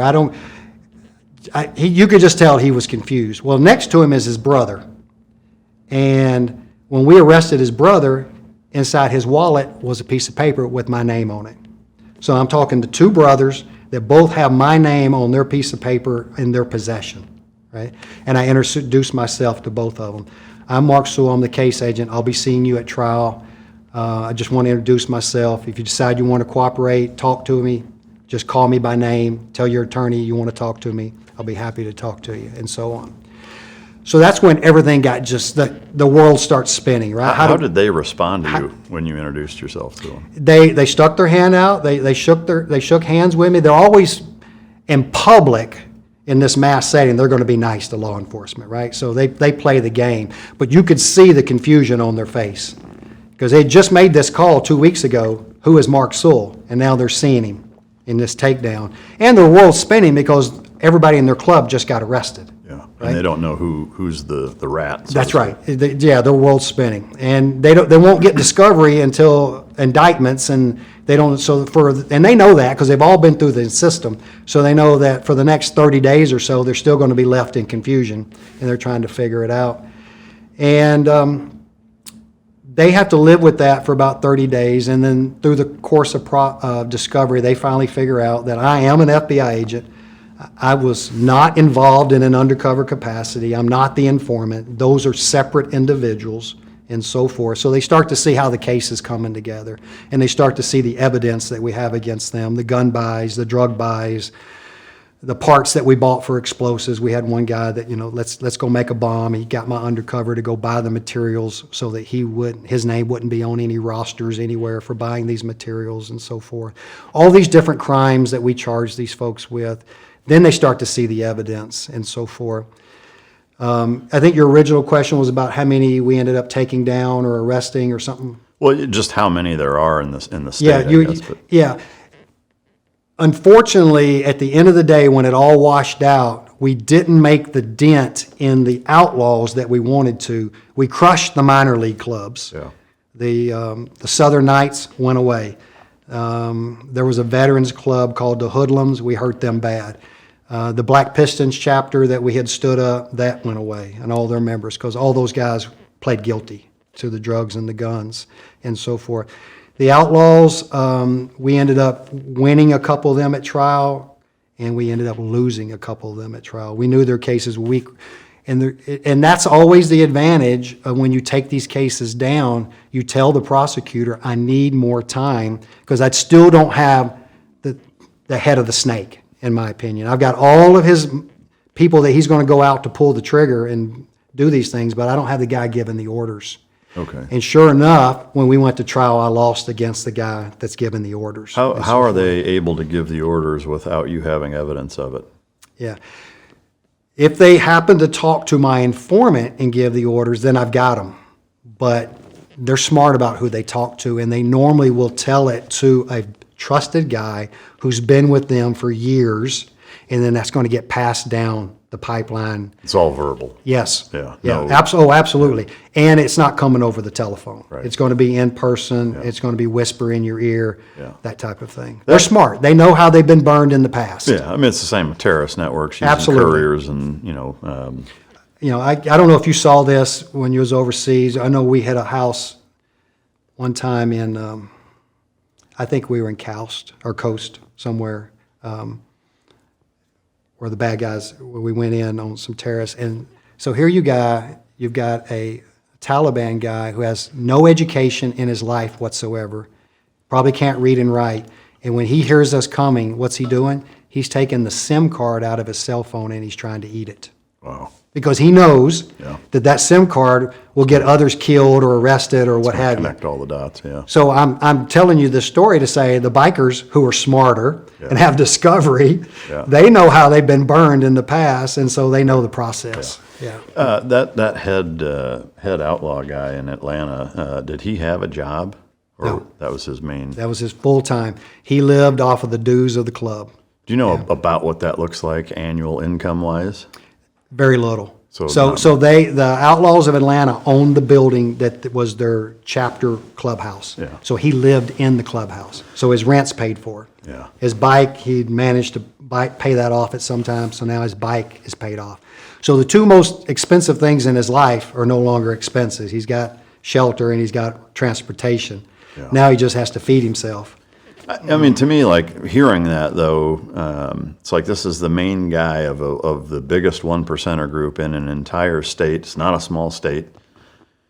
I mean, it sounds kind of reminiscent to like how Bin Laden lived. Yeah. It's like for the power and prestige that you hold in this organization, it's like I'm trying to rationalize how the fuck that would be worth the risk of all the things included, like just for clout or bragging rights or respect, to me seems kind of crazy. You can't justify it in a rational mind. It So- doesn't make sense. It's just, it's that culture. So maybe going back to my original question of, is there a parallel in thinking through this? To me, there's two things that stand out, which is ego Yep. and like an innate need for a high level of respect. Validation.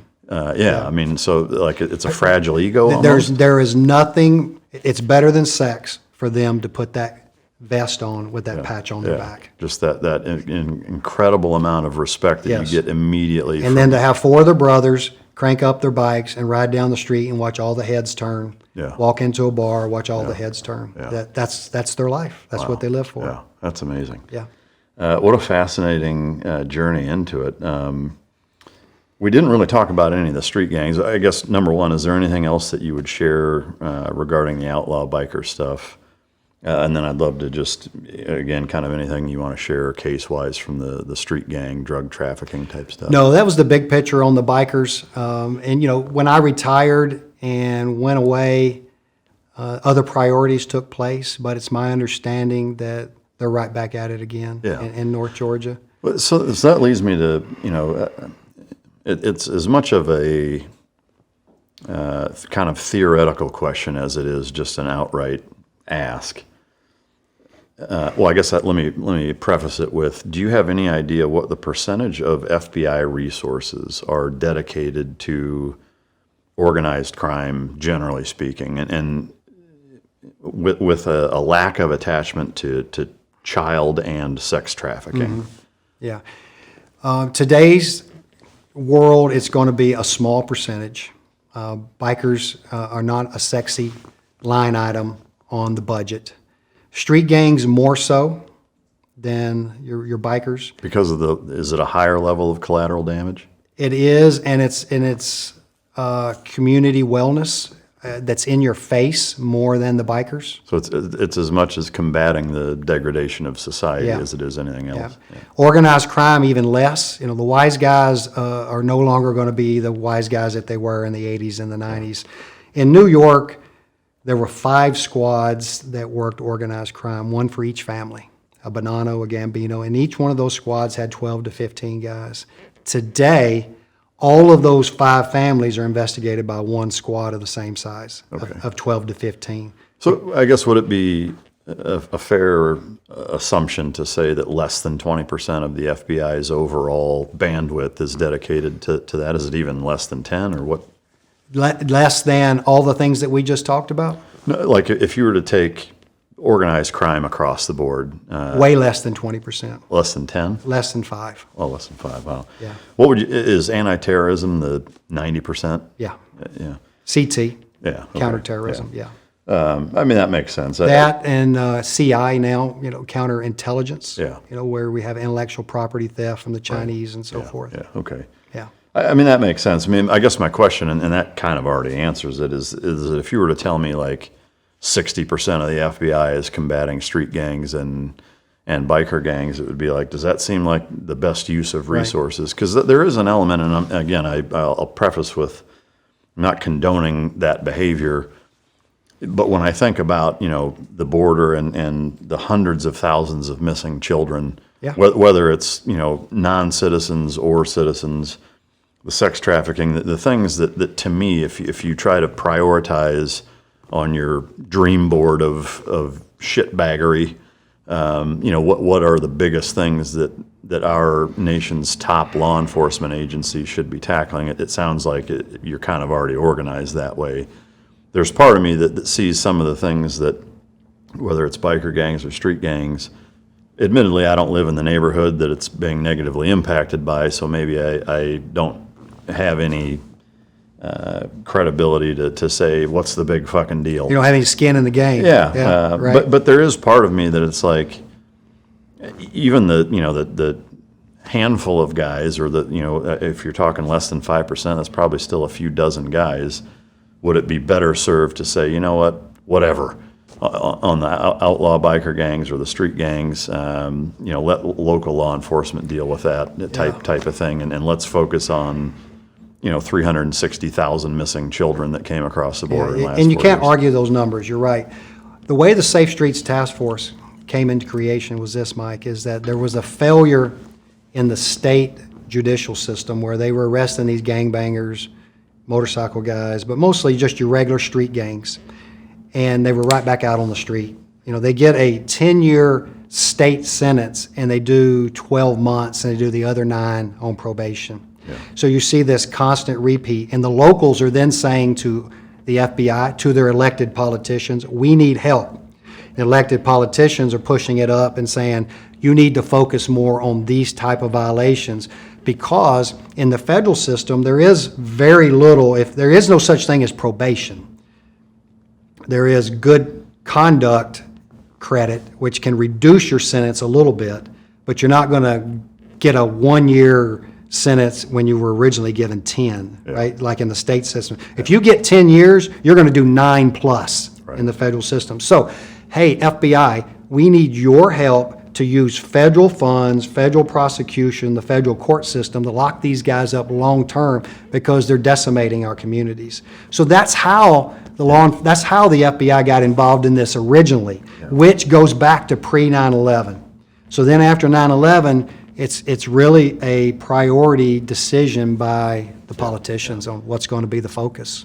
In your opinion, if you were in the position to change Okay. federal and state statutes and make them more congruent to fix that, hearing you walk through that, I'm just saying, hey, from a problem-solving logic standpoint, wouldn't it make more sense to just redo state laws to where you're not having to use federal law enforcement resources for something that could be fixed by basically clerical modifications? It's not clerical. The reason those guys are doing 1 year out of a 10-year sentence is because they don't have the prison space to hold them all. Okay.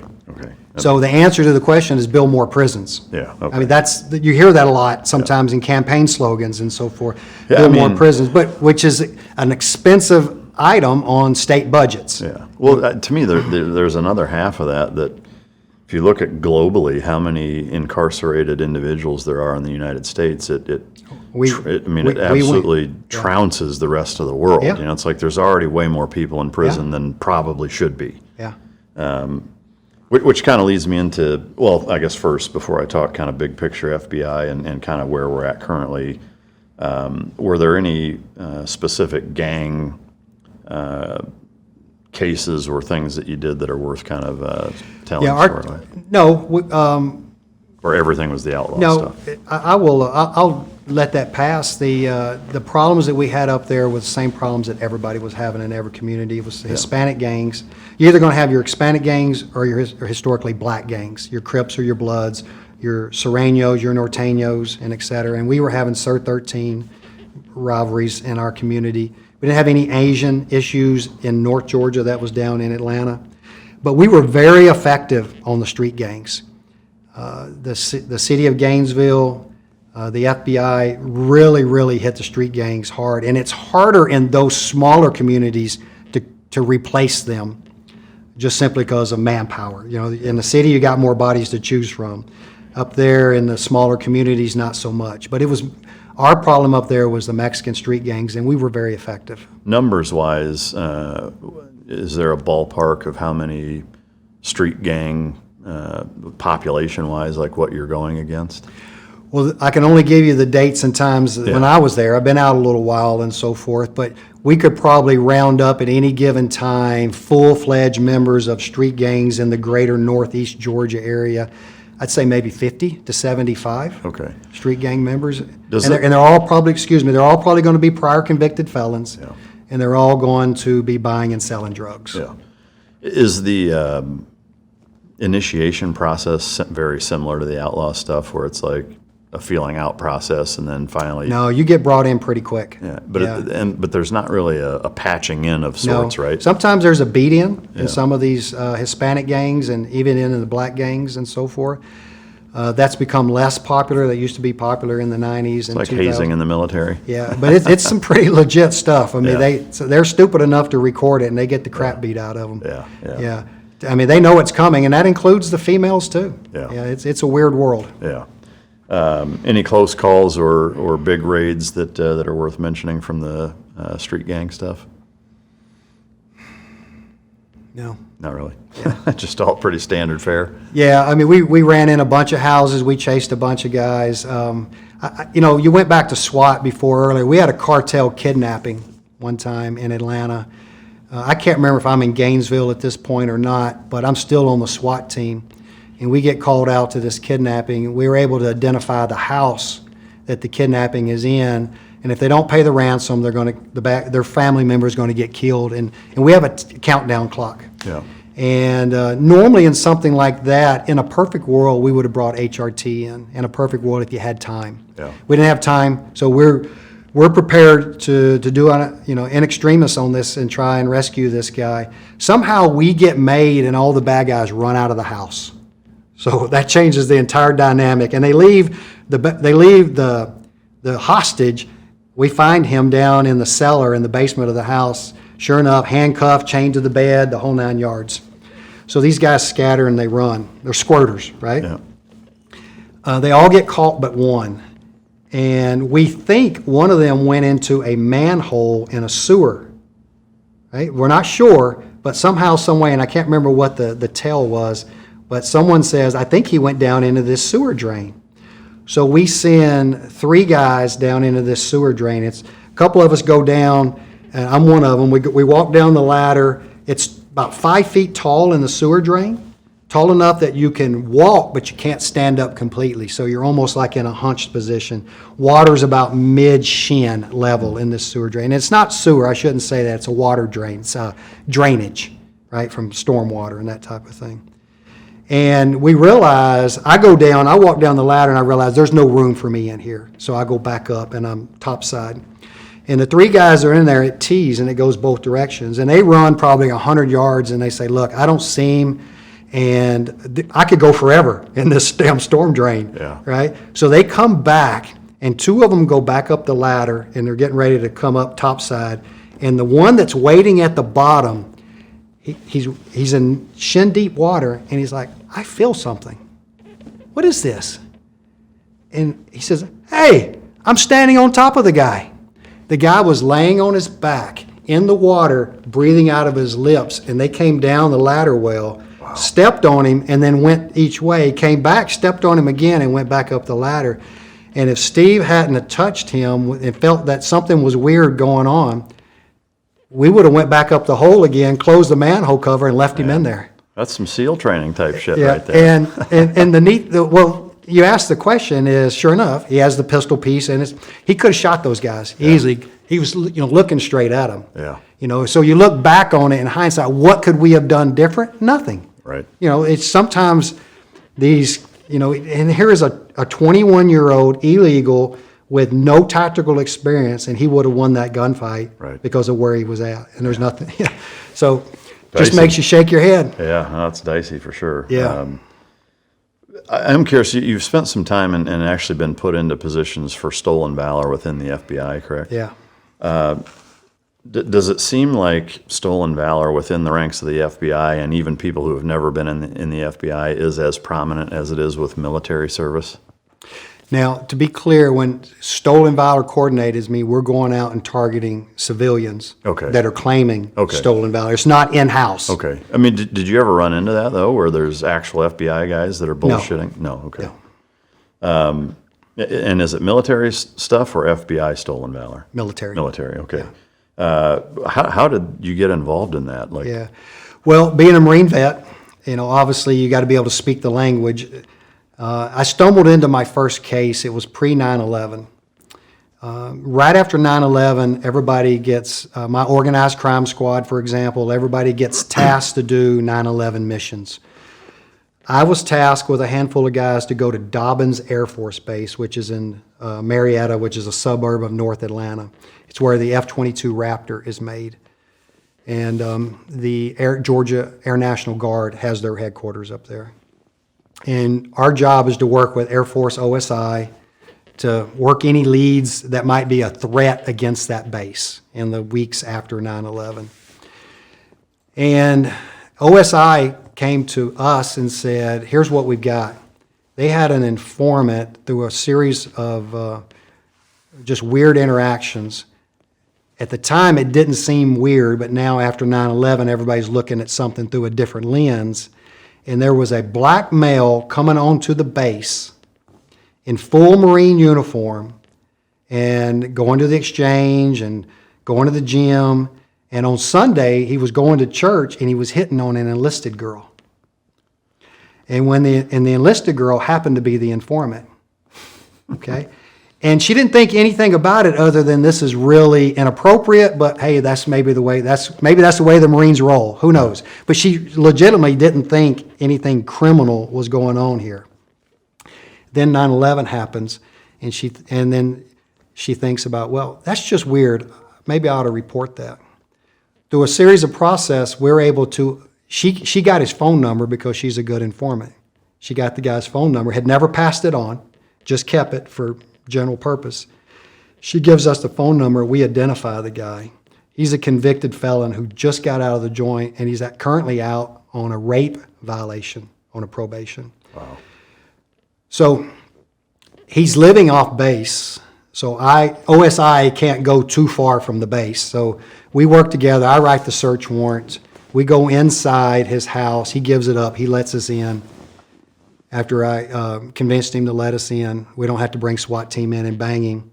I find all his uniforms. I find his manuals on how he learned how to dress himself. He gives it all up. He confesses 100%. His only motivation to sneak onto the base, according to him, was to go to the exchange and buy things cheap. In uniform, on this base, if you came to the front gate and you were in uniform, they waved you through. You didn't have to show ID because it's pre-9/11. You may remember these days, right? It's crazy. You go to the exchange in uniform, they don't ask you for your ID. Yeah. They just sell you whatever, you're in uniform. So he was able to dress himself without bringing suspicion and get waved through the gate. Yeah. What we also learned is that while he was in his last offense, while he was in prison, he became a Muslim convert. So you see how bad this could have gone really quick, right? Yeah. But that, luckily for us, that was not the issue. Yeah. He just was this weirdo who wanted to sneak onto the base and hit on enlisted girls and get cigarettes on the cheap. Yeah. You know, he's just a weird guy. On a side note, when we search his house, in his laundry room is a bag of dog food. It's been opened, and the dog food is like a 50-pound bag. Goes about thigh high, standing on the floor. He doesn't have a dog, so I'm not sure why he has the dog food. So we asked him, and he said, well, sometimes I keep my girlfriend's dog. Okay, but still not buying it. Something's not right here. I remembered as a new agent when I was working with the Asian organized crime in support of a search warrant one time. Barbara Brown had me, she knew this already. Her informant told her where the bad guy kept his gun. He would keep it in a baggie and stick it in the bottom of a 5-gallon bucket of laundry detergent, powder. She had me stick my arm down in that detergent, and sure enough, there was that gun, and I pulled it out. The last place you'd ever expect to find a gun in a 5-gallon bucket of detergent. I never forgot that story. So I opened up the the dog food bag. I had my buddy come over while I said, just entertain me. Reach down in the bottom and see if there's anything in this dog food bag. All the way down, what's he find at the bottom? A pistol. Wow. Pulls it out. But it's not a pistol, Mike, in the true sense. It's a BB gun. It's a pellet gun. So why does a guy hide a pellet gun in the bottom of a dog food bag? Granted, he's a felon, but that doesn't violate him to have a BB gun. So I didn't know it at the time, but we seized the pistol because, spider senses say this is not right. So we arrest him on the stolen valor, or what we call, at the time we were calling it government misrepresentation, impersonation. Yeah. One of those, we find a violation to hook him on. So we violate him. He's already out on probation, so he's been violated for that. We charge him with this impersonation of a Marine, which now we know is stolen valor, right? But there's not a law on the books, and that book had just came out in '99, so this stolen valor term that you and I use now was only 2 years old, and nobody used it back then. It just didn't have any legs yet. I go back and through a series of phone calls with his probation officer, who hooked me up with someone else, and et cetera. He was out on, remember I told you earlier, he was out on a bond for a rape allegation. I took a picture of that pistol, that BB pistol. I sent it over to the investigator. He shows it to the rape victim. She identifies it verbatim. It had certain markings on it and et cetera. He held that to her head while he raped her. Wow. She thought it was a real pistol. Yeah. It looked like a real pistol. That's why he's hiding it at the bottom of the dog food bag. which means he was probably going to use it again. Right. Why not just throw it away, right? So by getting this guy who was a Marine impersonator, what we now know as stolen valor, we actually took a rapist off the street as well. He pled to that rape because now we had the pistol, right? We pled to it. He pled to it. He does his rape sentence, and then he does another year on top of that federal time for the impersonation, sneaking onto the Air Force Base. So when that happened, I kind of became known in the Atlanta office a little bit as, if you ever get any weird impersonators, take them to Sewell. He might be able to help you on it, and so forth. One, he's a veteran, so he speaks the language, because a lot of guys didn't know what DD-214s look like. And, you know, just like when you and I were talking earlier, how long does it take to sit down and realize somebody's lying to you about the Mafia or motorcycles? You can sit down and figure out a guy, if he's a veteran or not, in about 60 seconds, right? A civilian can't do that. Right. You know the old joke, you know, there's a SEAL in every bar, right? They can't tell the difference. The civilians can, but you and I can. So I just kind of became the guy in the office to go to, and I would constantly bump into these type of impersonations. And sometimes we would figure out another way to charge these guys because we had a better case against them, but we knew we were really sticking it to them for the stolen valor, but we were using another violation. In my motorcycle case, one of the outlaws, a career outlaw since 1972, we convicted him at trial. And one of the primary ways we convicted him at trial is he decided to testify in his own defense, which is a mistake, right? Yeah. And when he testified, he opened the door about a previous arrest that he had where he had shot and killed somebody, but it was ruled self-defense by a grand jury and he was never indicted. But we get to ask him about it when he testifies. And he makes the mistake by saying, yeah, I did that. I shot that guy. I was defending myself the way I did in Vietnam. Oh, wow. And when he opened the door of Vietnam, I already had his Marine Corps records. He was a Marine, ready for the prosecutor to cross-examine him about that. And the truth of the matter was he went AWOL when he got orders to Vietnam. He was AWOL for about 18 months.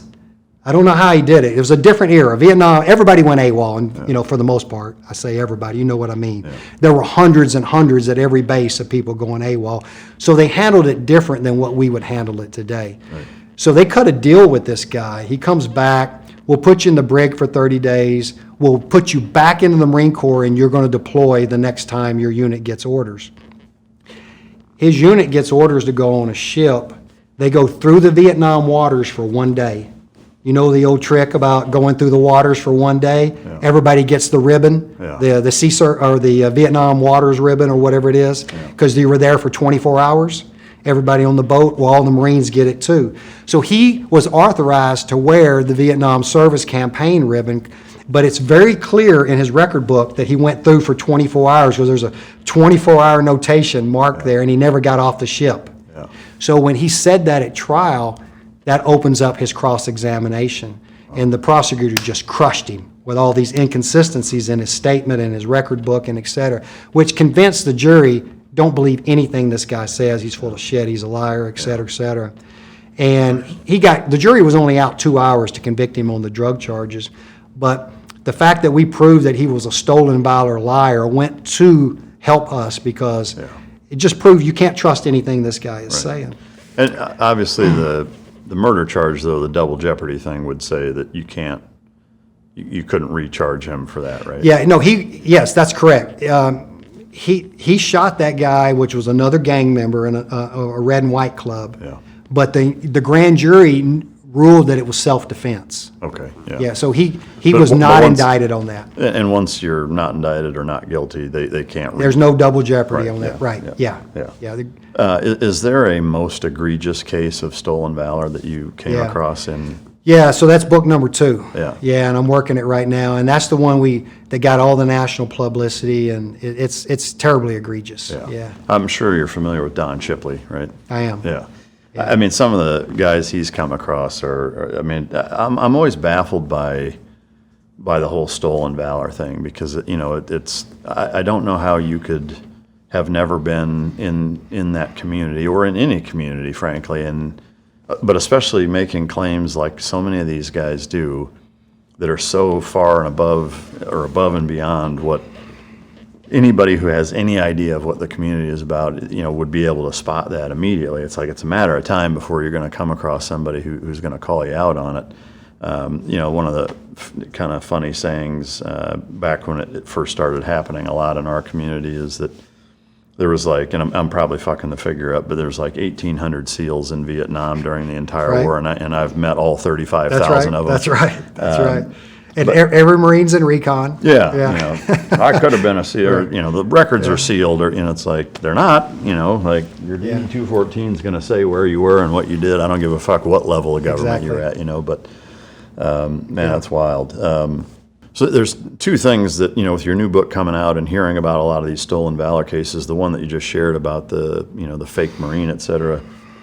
With all the research that you've done for the book and all the different cases over a 20-year period that you're kind of intermittently involved in, did you ever see a parallel with people who engage in stolen valor, that there's almost always some other either criminal element or psychological dysfunction, whether it's their rapists, their carjackers, their child molesters? I mean, was there a parallel that there's always something else going on with them? Yeah, it's a good question. And that first example I gave you, the guy that was the Marine impersonator sneaking on the Dobbins Air Force Base, he was a rapist. And what I didn't tell you earlier is I've checked on him over the time. He's back in the joint again on another sexual violation charge. So he's a career sex offender. But that is unique. I did not find that in the stolen valor community as a whole and so forth. So yeah, he's definitely different. Somewhere in the childhood, Mike, there is a lack of validation, and I need my ego stroked, and that's all it was. Yeah. It's as simple as that. I need to be something so people will pat me on the back. Not enough hugs from mom and dad. I guess so, but it's as simple as that. It really is. Speaking of that most egregious case, can you share kind of the ins and outs of what that was? Sure. And it would have never happened unless, unfortunately, three SF guys and another fourth Marine check warrant officer lost their lives. Oh, wow. And I'll tell you how. In 2012, there was a parade float in Midland, Texas, right here in the state of Texas. And the parade float was to honor wounded veterans. And imagine, if you will, a flatbed trailer being pulled by a semi-truck. I remember hearing about this. This is it. Yeah. It gets stuck on a train track, and the train hits it.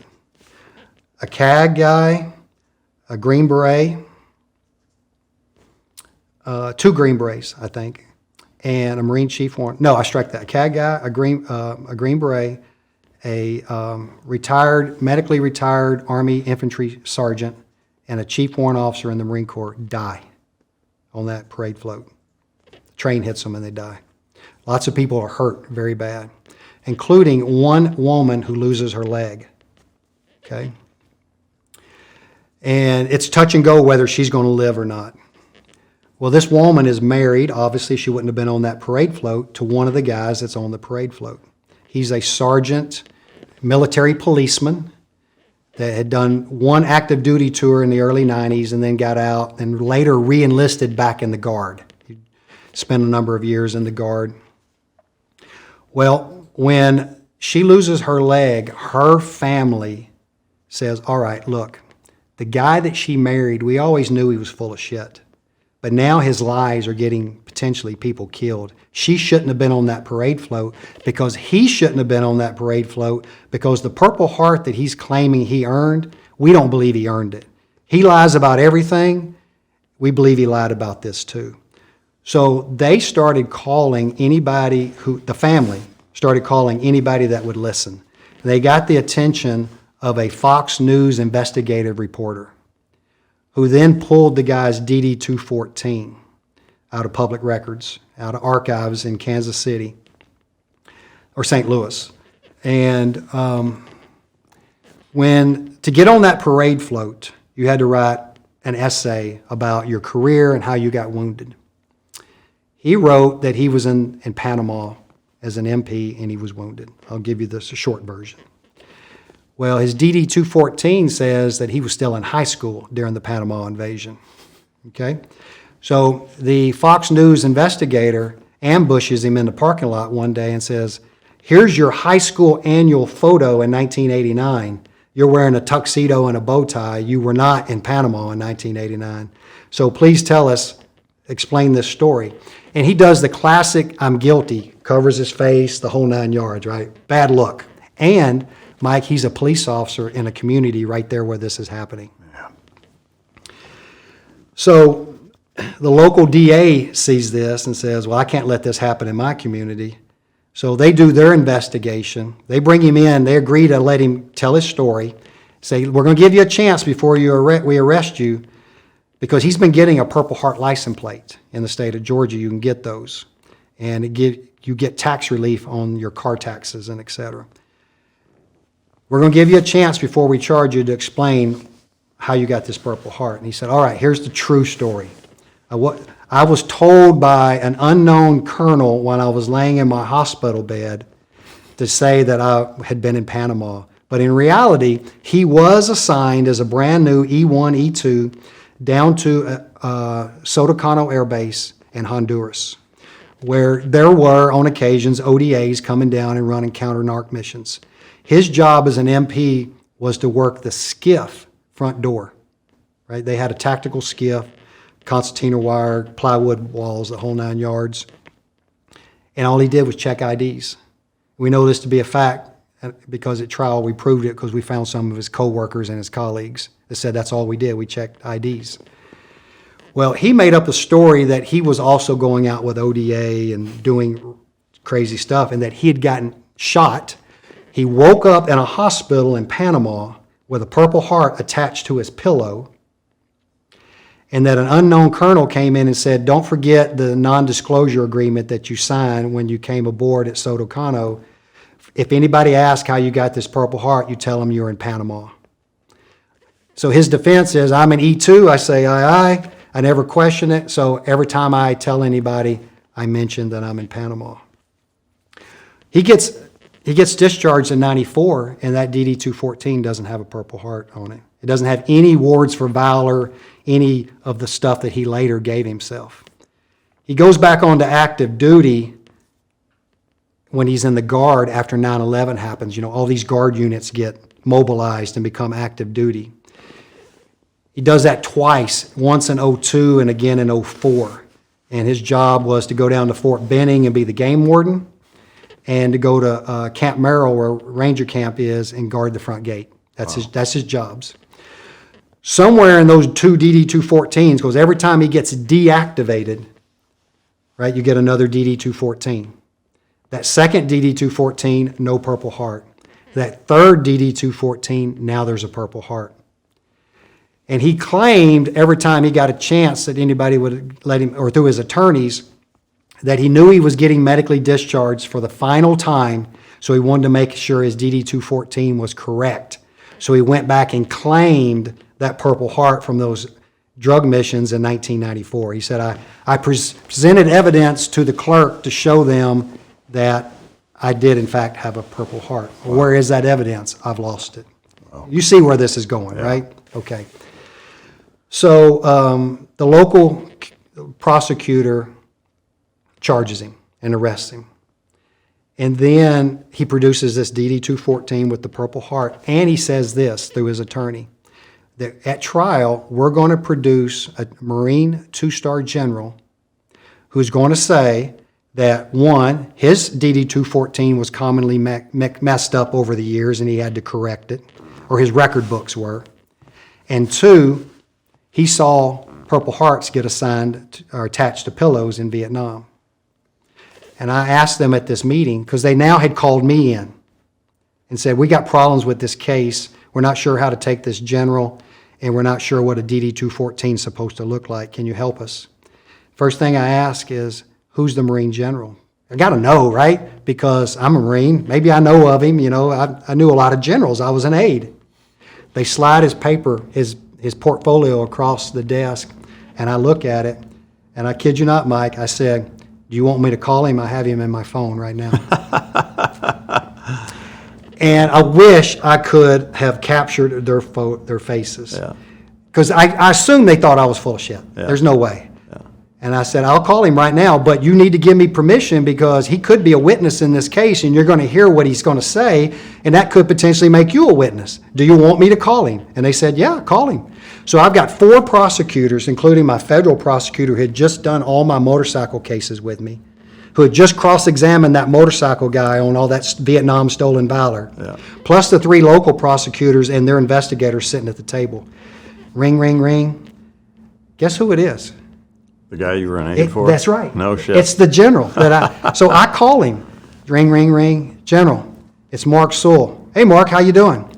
Hey, I'm sitting here at the table with these prosecutors, and we're looking at the Shane Ladner case. That's my bad guy's name. And he's claiming that you're going to come testify for him at his trial. And I just want to know if that's true, and I want to tell you what we've discovered in this case and see if you have any questions. And he tells me what I just told you. Well, look, Mark, I know my records got messed up a lot. And I said, yes, General, and you always fixed them, and where there was no issues. And Mark, I saw Purple Hearts get issued in Vietnam to pillowcases.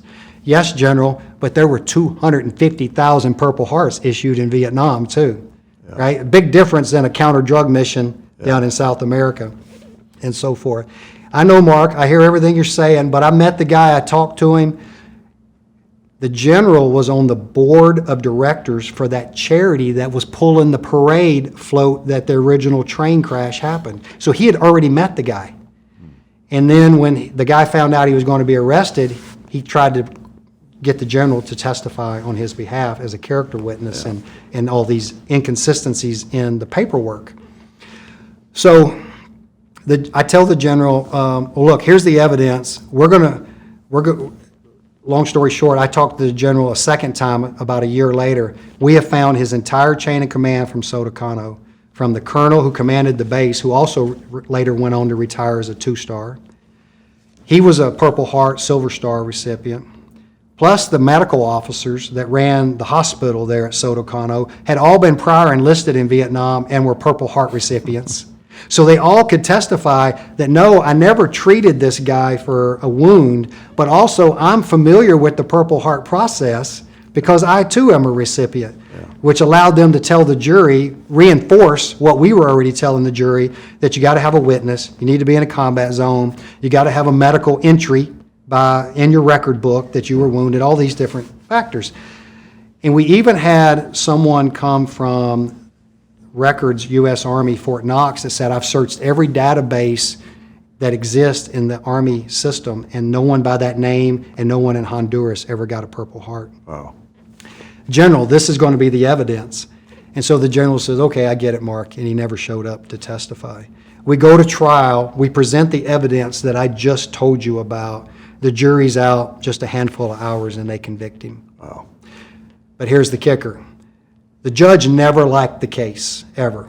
He stonewalled this case from the day of the arrest to the day we went to trial was 4 years. Wow. He kept finding reasons to postpone. He was hoping we'd settle the case. But the case was never going to be settled because he wouldn't admit his guilt. And the reason he wouldn't admit his guilt, Mike, is this.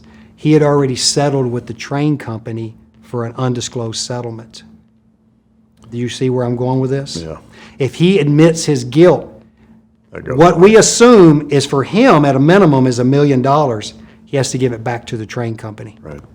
His wife probably got in the tune of $5 million for losing her leg. Now, she probably wouldn't have to give the money back because she was a victim of his fraud as well. Right. There's no proof that she knew that he was a fraud. Yeah. So you can't take her money, but he's going to have to give his back because he admitted he was on that train float by defraud. Yeah. What would the judge's motivation be to? The judge's motivation was he believed that the Army screwed up the records and we needed time to find the correct records. He believed what the defense was putting out there. Yeah. Plus, the guy was a police officer, so he was giving him the benefit of the doubt that there's got to be another logical explanation for this. And at sentencing, when he was convicted, he gave him 5 years probation. Wow. And first offender status. Yeah. Is there a link to him because of his fraud and stolen valor, that being a contributing factor to those guys losing their life?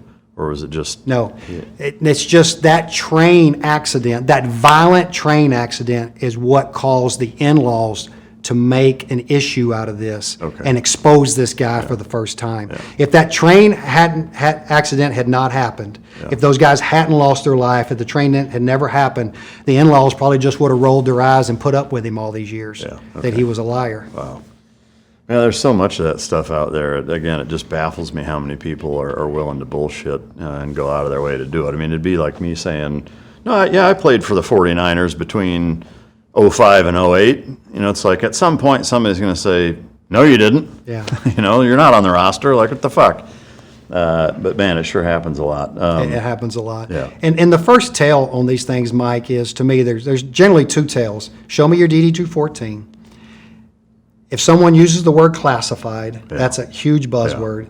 And then lastly, can you give me the name of one person who you served with who witnessed this? And they always say no. And that was exactly the case in this guy's name. It's classified, I can't tell you, and I don't remember any names. Yeah, we run into that all the time with the SEAL stuff. It's always, you know, oh, my records are classified. Or if you say, you know, hey, what BUDS class were you in? The number on that helmet right there. And if they say, fuck, I can't remember, it's like, nobody, you know, forgets their fucking BUDS class number ever. You know, I mean, it's a 3-digit number. That's right. You know, That's right. Or they'll be like, oh, it was like 4269-12. You know, it's like, well, that didn't exist. So I tell you, but it's classified. So you know, forth, and I called a Marine buddy of mine who spent all of his career in MARSOC and lived in that whole ninja community, and I asked him, I said, is there any such thing as a classified Purple Heart citation or anything? He said, no, it doesn't exist, and so forth. And he said, look, why don't you just, and this is almost an exact quote, he said, why don't you take this guy behind the woodshed and just straighten him out and be done with it? And I said, we're way past that. I mean, this train accident has happened. Fox News has done an investigative report on this guy. They aired 5 episodes against this guy. We're way past that. When you talk about as you're getting ready to get out and retire, could you have stayed in? Was there a period of time where you could have gone and done something else, or you know, between your military service and your FBI service being at the 30-year mark, was it pretty much your time had come? And I was burned out. I could feel that. I mean, we were making cases every day. And you saw the revolving factor, and that can take a little bit of the steam out of it. You know, guys that we had made cases on and convicted, I'd been there long enough where they were back out again. You know, that type of thing. I could have stayed 7 more years. Mandatory retirement for the FBI is 57 at age 57, and I'm only 50 at the time. But I had 30 years of government service, so I went ahead and left. I still work for the FBI as a contractor. I still teach and so forth. So I knew that I was probably going to take that job, and that would still kind of scratch that itch of being around the Bureau and being able to influence the next generation without having to worry about taking people to trial and convict them and see what goes on in the judicial system sometimes. I'm, you know, as somebody who's out of the FBI now and has been for at least a few years, I'm curious to get your take, A, on what do you think of Kash Patel, and B, you know, for the last better part of 10 years, the reputation of the FBI has taken a pretty significant hit with, you know, Comey and January 6th, you know, conspiracy and, you know, assassination attempts and, you know, Russiagate and the fucking Hunter laptop and the, you know, the mixing and weaving of politics or personal politics into high-level FBI guys kind of staining the reputation. I'm curious, what do you think of all that? And what are your thoughts on the FBI currently? Yeah, it's a good question. And my answer is I need to go around before I get to the answer. And let me tell you this. Being an FBI agent is difficult. And let me tell you what I mean by that. To be a good FBI agent. You remember earlier when we were talking about what did my day look like? I'm running surveillance at night. I'm meeting with informants in, you know, dark alleyways. I'm making friends with shady characters. You know, I'm deploying all over the U.S., all over the world, doing these different things. It's a burden. right? And to be good at it, you have to do that on steroids. You got to have multiple informants, multiple cases, if you really want to do your job well. And that was my life. There are agents in the Bureau who say, one, I'm not good at that. I'm not good with people. I don't develop informants well. I don't have a good work ethic. Whatever it might be, I'm not good at it. I can raise my hand, and after 5 years in the FBI, it might be 7 now, but I think it's 5, you can get promoted into leadership. Okay? You can't look at this, Mike, through the same lens that we do in the military. You can't look at it that it's an up or out. You got to get promoted. And you're still a warfighter even though you're now achieving rank. It's not like that in the FBI. And we try, I know I always try to make that parallel, but you can't. The minute you get into management, it's not leadership, the minute you get into management, you're saying again, I will never work another case in my career. So before I retired, the last thing I did is I went back to the academy, and for 6 months I pushed a class through. It's like being a counselor to a BUDS class, so to say. Yeah. When they graduate, then they graduated and become agents. I retired 2 weeks later. Yeah. That was the last thing I wanted to do. I wanted to push one class through. Like a class proctor kind of thing. Yeah, it's called a counselor, Okay. class counselor. And I lived with them, I PT'd with them, I did everything with them. I sat in class with them. I was their mentor for 6 months. And as we got ready to graduate, I told them this. I said, right now, all you want to do, you can't wait to put that gun on your hip, that badge on your belt, and those handcuffs in your carrying case and get out there and arrest bad guys.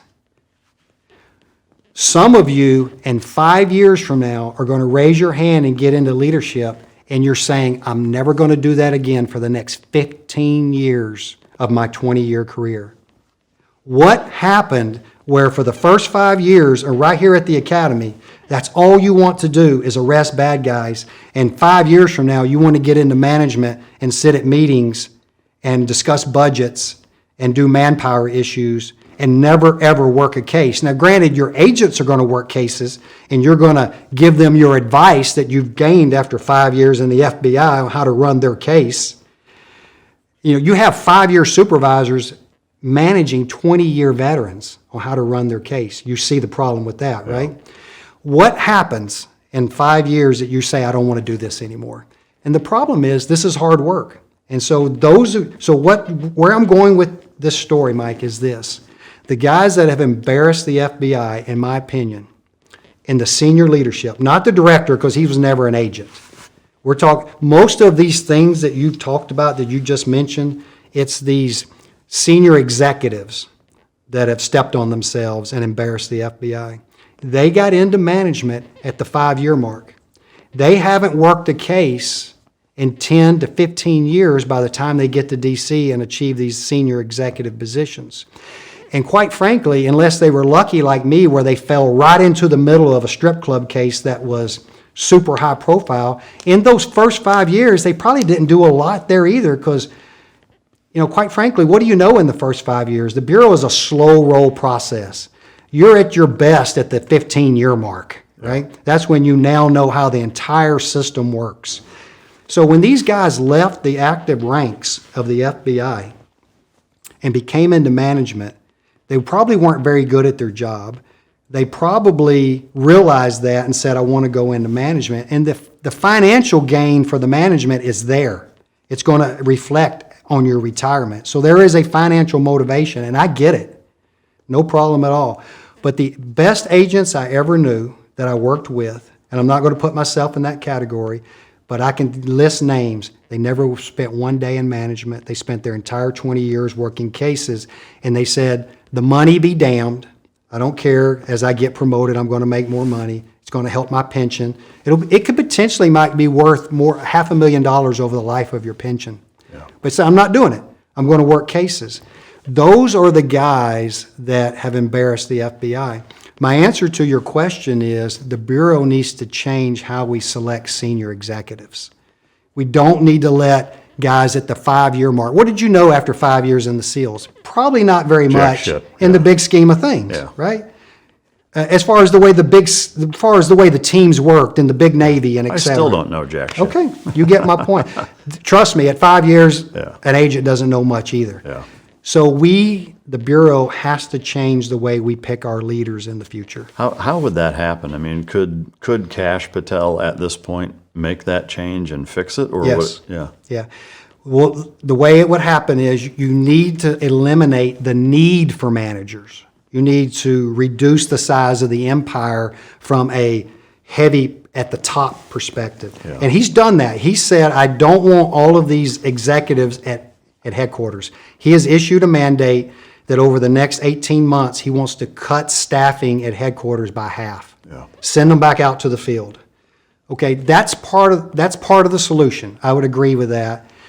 We need less managers. That's the simple answer. But also, we need less supervisors at the squad level. We need less of a hierarchy within the Atlanta office, not just in Washington, D.C., where they manage the entire FBI. There's those baby empires in every office. Yeah. In Atlanta, in Chicago, in Dallas. You need to reduce the size of that structure as well so that you keep people in the field working cases. And you only choose people into management that can tell you, here's my who's who of bad guys that I've sent to prison. This is why I'm a duty expert and why I should be, if I want to be, a manager in this particular field. So often we promote people. I spent my entire year working what we call violent crime major offenders. I could raise my hand, Mike, true story, and I could be promoted as a manager into terrorism simply because I went to Afghanistan for 3 months. And now I'm managing terrorism investigations, which frankly I know nothing about.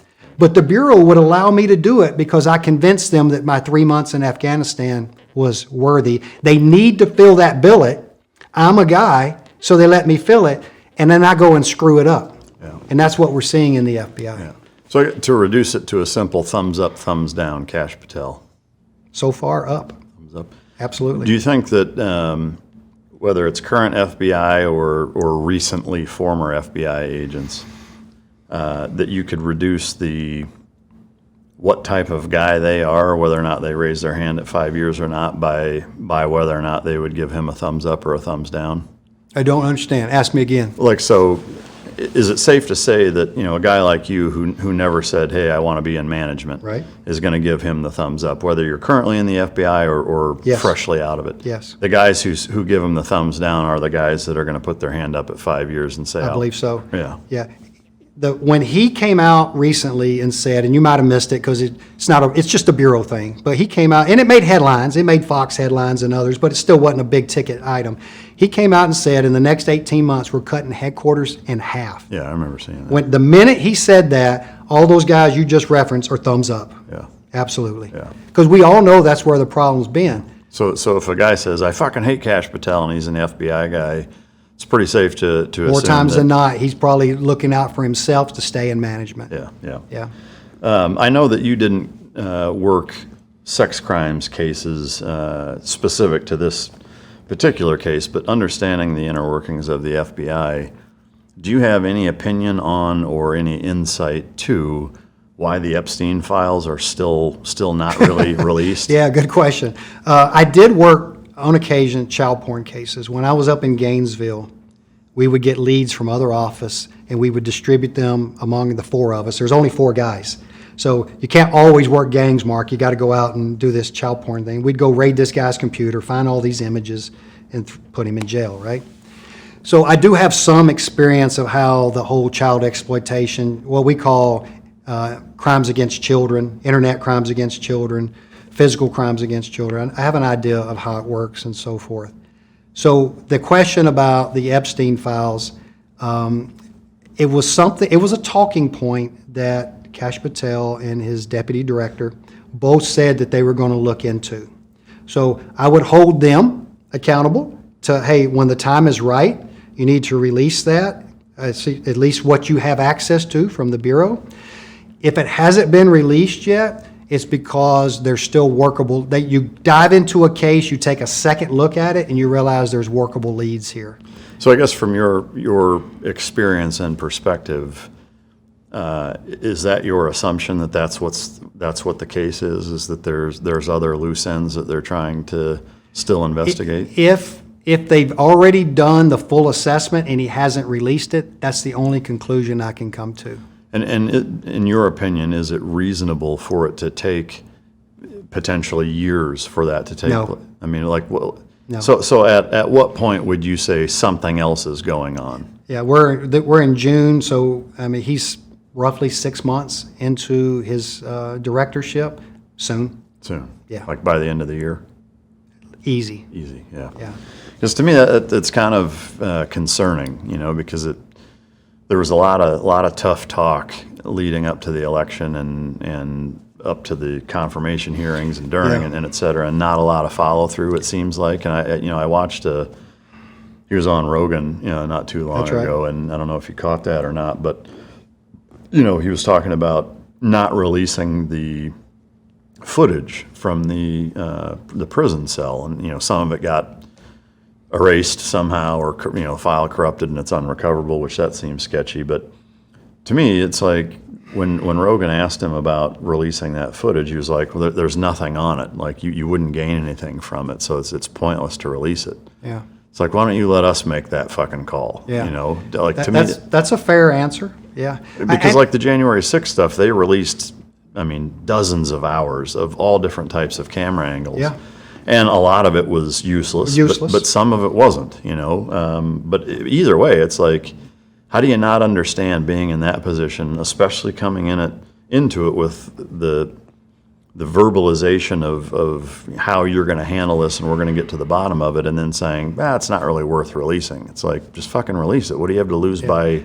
I agree with you. Even if it doesn't show anything, not every camera view is going to show him hanging himself. Right. It's going to show him walking out of the screen, and then you lose it. Well, then release it. There's no Yeah. harm, no foul. I don't see a problem in that. And I've worked and been around people who have worked homicides in prison cases, because those are FBI cases. The Bureau works homicides in all prisons, and I'm very familiar with that process. And the only thing that can possibly come to mind is that maybe there's workable leads there somewhere, somehow. Do you have a personal opinion on whether or not you think he killed himself or not? I don't. Other than I think it is exactly the way it is. I have no reason to doubt it unless I see evidence otherwise. So you do subscribe to that he did kill himself? Yeah. Yeah. I've known a lot of guys that kill themselves that were jammed up like that. It's very, very common in the child pornography ring. That guys, they're low moral character guys already. Yeah. And that's the next way out. And because they see what the future is for them. Right. Because they can't go to a prison, like I told you earlier about our police officer who went to a low and medium prison. They can't go there. Yeah. They're either going to have to be in isolation for the rest of their life by themselves. They get 1 hour in the yard and 23 hours in lockup, or they're going to go into general population and they're going to get killed. And they know that. Yeah. So they know what their future is. So there's no way around that. In Miami, and I can't remember how long ago it was, probably 3 to 5 years ago, agents go and knock on a bad guy's door. They got a search warrant for his computer. They know he's got thousands of images on it. He takes an AK, sprays the door, kills 2 agents, wounds some others, and then turns it and kills himself. Because he knew the minute they knocked on that door, he's done. Why not just kill himself and not? I agree with you. Yeah. But my point is, Right. It goes back to Epstein knows he's done. So Yeah. in those cases where these child pornographers kill themselves, it's very common. I would imagine you can at least understand the devil's advocate side of saying, or the assumption, and I would call it maybe even a mainstream assumption of the people who are saying this doesn't add up, of saying, okay, but another fairly likely outcome is, or lead up to it, is that there are names on his black book and Sure. list and people that he knows and is intimately familiar with their transgressions with this stuff, that because he knows who they are and they're people in certain positions of power, that they're going to do whatever it takes to get him Right. murdered so that he doesn't run his Yeah, mouth. no, I get it, and I've heard that as well. I won't try and compare my Mafia case to that. But we had a little black book in our Mafia case, and it was all those celebrities that I mentioned to you. And we, the FBI, never revealed the names of those celebrities, those athletes, those movie stars, those businessmen. Never, ever released that. The way they got leaked to the public and then got leaked to the media was through the defense attorneys or the witnesses themselves, the girls who slept with them or a customer in the club. So if you try and take that and put that same scenario into the jail situation, the only way it's going to get leaked, these names are going to get leaked, is if people that worked in the jail know what happened to Epstein and they leak it out. But the FBI is really good about holding that close to the vest, based on just, there's been tons of cases with little black books, whatever it might be, and so forth. So if there's names on it, I'm trying to address your question, if there's names on it of celebrities and et cetera, would they know it? Would the person that's got his name on it know it and so forth? Yeah, he would know that, and you might want to do damage control by leaking it yourself and then putting your own narrative to that out front. And some of those names have been leaked. The prince. Some of the manifests and stuff, yeah. Yep, for the prince from England and so on and so on. And then that allows them to put their own narrative on it first, hoping that there's not something that proves them to be liars later. Right. Right? Yeah, I guess just looking at the contrast between, George Clooney banging a 30-year-old prostitute versus some powerful politician raping an 8-year-old, those are pretty disparate public outcry. You're absolutely right.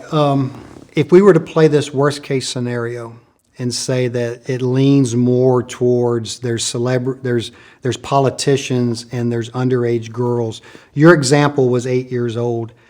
I would be willing to bet that if that scenario did exist, these girls are going to be more closer to puberty. Right. You don't normally see the 8-year-old as the victim. You see, in this weird world that these people live in, Mike, you see infants and you see you see 15, you see post-pube, you see 14, 15-year-old girls.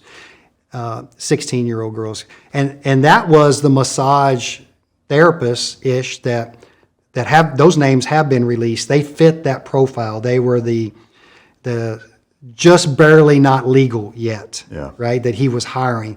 That's where the fantasy is more than the 8-year-old. Okay. Yeah. So an 8-year-old is super egregious, and in their mind, a 15-year-old, 16-year-old is not as bad. Yeah. Wow. Yeah. So where do you throw infants into that? Like what kind of twisted That's the guys that kill themselves. Yeah. Man. Yeah. Special Absolutely. place in hell, no doubt about it. Yeah. That is another reason that they're put into solitude or isolation. It's not just to keep them from getting shanked in the yard, is you're trying to limit anything they can have access to kill themselves, because they're automatically deemed high risk to themselves. Maybe it's good that I'm not a warden or making the decisions. For me, it's like, for sure you're going into general population, or I'll put you in on kitchen duty so you're surrounded by knives. If that's, the way that would work, Mike, is at sentencing, the defense attorney is going to make a motion to the judge.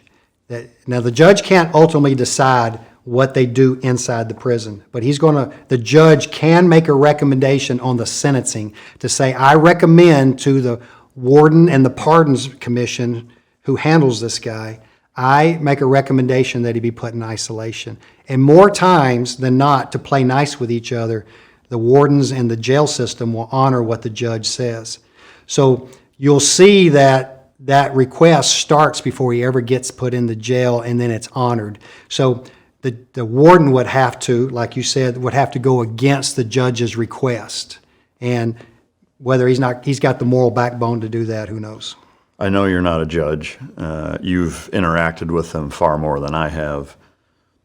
Can you help me understand on what planet a judge who convicts and sentences a man who rapes an infant that there's any amount of empathy or amount of worry that something bad is going to happen to where he's going to make that recommendation? Yeah, I agree with you. The empathy's not there. I'm sure the judge looks at him as the dirtbag that he is, but the judge has a responsibility to take into consideration the request, because it's now on the record by the defense attorney that you would please make a request to put my guy in isolation for his own protection. Yeah.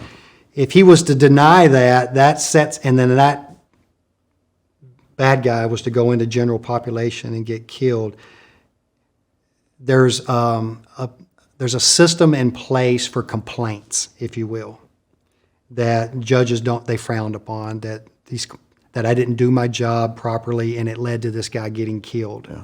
And they try and stay away from that because they're looking as well for the promotion to the next judgeship as well, appeals court, and work your way on up and so forth. It seems like a pretty crooked way to try to get promoted. Is there any element to it makes a warden look bad if people are getting killed in his prison? Absolutely. Yeah, it does make them look bad. I don't know to who though, because I'd be a shitty judge and an even shittier warden then. Like I wouldn't care. It's like, well, who got killed? If it's an accountant that was blackmailed into laundering money for a cartel, I'm going to try to try to make sure that guy doesn't get fucking shanked. But a dude that rapes an infant, I don't care. I don't know. I mean, again, it's it opens up a part of the conscious that we're not used to going to. We don't have to deal with those guys on a regular basis, so it's hard to imagine that. Yeah. With the amount of time you spend in the FBI, I know there's so many different facets to it, and you had your kind of areas of expertise and experience. But now that you've been out for a few years, and when you see what's going on globally, both nationally and globally, and you kind of put it all at the 30,000-foot view, is there a thing or things that worry you the most about what's the biggest threat or concern for America? From a criminal perspective, from looking at through the FBI lens, it's definitely the borders. It's the southern border. Yeah. And all of that would be historical. Not what's happening now, because we know it's been shut down now. It's what's happened in the past. We bring students in on visas as well. So the border would be the first part of your question. We know that there's documented cases where it's not just people from the Hispanic community that are crossing that southern border. There's all nationalities. Also, we bring students in on visas from foreign countries, and then they overstay those visas.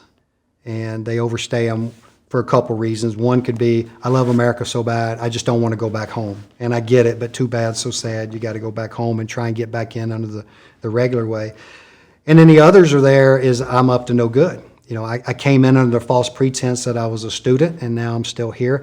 The problem with those overstay student visas is a lot of times you can't find those guys. Yeah. They're really hard to find, and it only takes a handful to create another bad event. Yeah.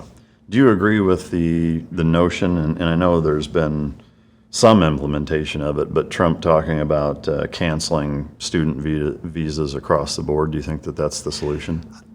I think you could probably put a cease and desist for the short term and then re-examine it.